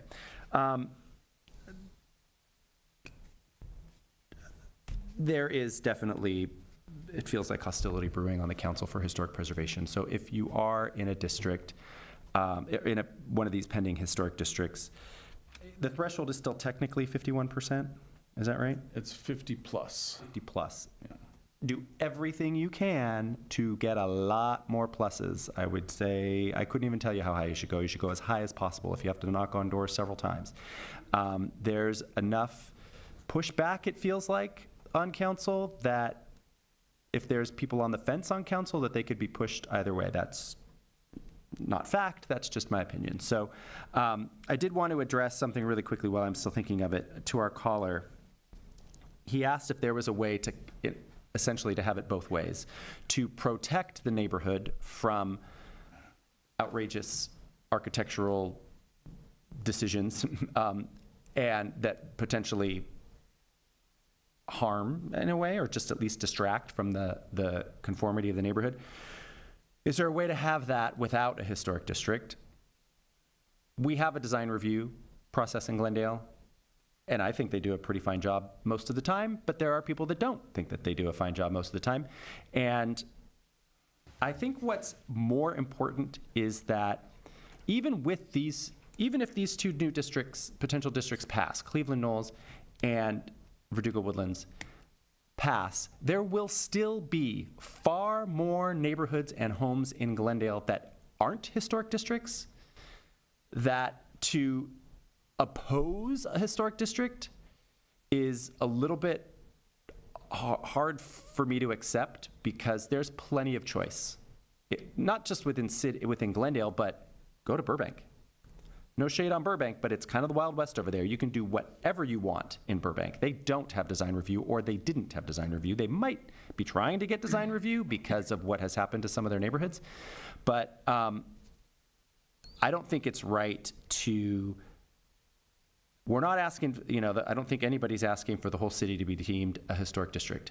But know that there will always be places to go that aren't historic districts. So to deny a majority of homeowners that might want to have a historic district simply because someone thinks that everyone should have a choice, well, yes, these people should have a choice too. And there are plenty of places around where you can go and not be constrained by these. And let's talk about those constraints for a minute. Because I think, unfortunately, to our speaker, Mr. Durham's point, I have heard the mayor say things that are just flat wrong with relation to historic districts. And not only is it, I think, if she honestly believes these things to be true, and I'll correct some of them in a moment, if she actually believes them to be true, then her position on historic districting is not right. She's not using fact to make her decision. So I would encourage her to do a little bit more research, because I think when she does the research, she might potentially see that they're not as big a threat as it sounds. The other problem is, every time that she says these things, people are taking them to be fact because they're coming from the mayor, and unfortunately, false information is being spread. I have heard on some occasions where she has said that second-story additions are not allowed in historic districts. That is flat wrong. I've been on this commission for several years, and we have certainly approved second-story additions on historic contributors to historic districts. That the other one I want to talk about, that's number one. I haven't heard her say this, but I have heard people say you can't make any changes to your house. That's not true. Historic district guidelines are there to ensure that the style of the home is maintained, but modifications can be made, additions can be made, homes can be made larger, all of that. Even windows can be changed. The request is simply that they be made somewhat in kind. And I think that something council should consider is that if we're talking about the affordability of making modifications in historic districts, for instance, if someone wants to change their windows, they can't go to Home Depot and buy vinyl windows. They've got to buy a slightly higher grade, potentially wood or wood-like material. Well, if the city really believes in historic preservation, then maybe the city should reduce permitting fees and permitting costs in these historic districts to help overcome some of those hurdles. That would be, I think, a great way to help people manage the costs associated with some of these changes. But the other thing that has been cited, and I'm fairly certain by the mayor and certainly by the speaker, Alan Dish, is that somehow historic districts they inflate property values and affect even more the problem that we're having with affordable housing. I don't know that there's all that much empirical evidence that homes in historic districts, because they're historic districts, have higher property values, but I've been a real estate broker in Glendale for 18 years. And yes, there are neighborhoods that have higher property values than other neighborhoods. And some of those neighborhoods have since been made historic districts. They had higher property values before they were a historic district. Part of the reason neighborhoods have higher property values, and I can tell you this from experience, is because there are buyers who are willing to pay more money to live in a neighborhood where things are conforming, where you have a story being told. And so there are neighborhoods in Glendale that, unfortunately, we've lost the story. Modifications have been made to homes that are not in keeping with the style that they were and all of that. And the thing that people should realize is that as property owners, our property values, we don't live in a vacuum. Changes we make to our home affect all the homes around it. There's, people, I can tell you, buyers look out their windows. They look around and see what's around them, and it can potentially affect the value of a property. And the problem I have with the argument against historic districts potentially increasing the value of properties is what that says to me is that if that's a position of someone on city council, that they want to suppress the value of properties in their city, I don't know that that's me as a property owner in the city. I don't appreciate that my council would potentially be actively working to suppress the values of my property. I would think that they would want to increase the property values and increase the quality of their neighborhoods. I think a bigger threat, a much larger threat to property values in any city is mansionization, is encouraging families to, when they outgrow their homes, encouraging them to expand the home that they live in and not move to a larger home. Because every small home that you take off the market is another small home that is gone forever. Every entry-level home that is expanded, every 2-bedroom, 1-bath house that's made to a 3-bedroom, 2.5 or 3-bath house, that's half again, made large again, half as much, that home is no longer affordable for an entry-level home, as an entry-level home. And owning real estate, as everyone talks about, creating generational wealth is one of the best way to create generational wealth is through real estate. Most people build their retirement on the homes that they buy. And to even be able to do that, it's called the ladder of home ownership for a reason. You've got to be able to get in on that lowest rung. And the more of those small homes that are removed from the market, the more expensive the ones that remain will be. It's simply supply and demand. Our affordable housing problem isn't because we don't have enough housing, it's because we have too much demand. Too many people want to live here. Fine, we will do what we can to accommodate all of them, but there's only so much we can do, and artificially trying to suppress the value of homes to encourage more people coming in doesn't seem to me like the right way to go, especially if it means sacrificing what's come before. I think people coming into a neighborhood, I don't think it's unreasonable to request that they respect what's come before them. So the affordable housing argument is a tough one, especially if the way we're trying to address affordable housing is just the continued construction of apartment buildings, not condominiums, not home ownership opportunities for people. People can't get on that first rung of the ladder. So if there's an affordable housing conversation to be had, historic districts certainly shouldn't be the villain in that story. That is totally inappropriate. And if, and it's not the case, but if historic districts actually did prevent homeowners from expanding their properties, which they don't, but if they did, that would be all the more reason to have them so that we could ensure that properties stay affordable. But they don't. That's zoning laws affect how large houses can get and how much bigger they can get, not whether a property is in a historic district. So that's what I have to say on those topics. Thank you for listening. If there's any way, I'm not in a position to silence you because that was related to the topic that was raised in the updates. If you could just express that was your personal opinion and not as chair of the commission, I think that's important. I can't tell you to do that, but I would recommend it. I was going to say all of those things during staff and commissioner comments. Mm-hmm. Should I have qualified it then as well? I'm not an expert in this. It felt, like I said, it was related to the speaker's comments and to what you heard about the hearing. Okay, well, those are my personal comments. There we have it. So, as I think all comments are personal comments. Those are my personal comments. No, of course. It's just we aren't used to. It's great. No problem. If the attorneys tell me something, we'll share it with the group and we'll know for the future. That's all. Great. Thank you. No, but well taken. Well spoken. No problem. Don't disagree with any of it. Anybody have any comments about the item, the update that we got?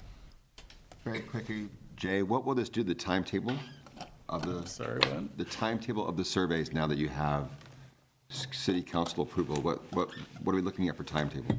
The Northeast West, I believe, had an 11-month schedule.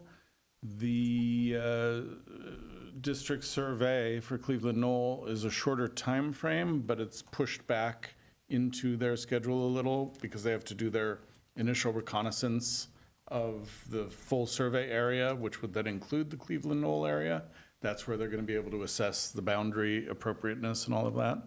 So, but we're looking at 11 months from contract start, which we should get the contract signed, I'm just going to say in October sometime, and maybe in September. We're in September. I keep losing track of months, which is horrible. Days, one thing, but months, no. Yeah, so hopefully in October we'll have the contract signed, we'll have our kickoff with the consultant. Okay. And then the 11 months starts ticking, and dates like that are fungible, so. Okay, thank you. Anyone else? Motion to adjourn? At 8:15. Motion to adjourn at 8:15. Great. We're adjourned. Thank you. See you next month.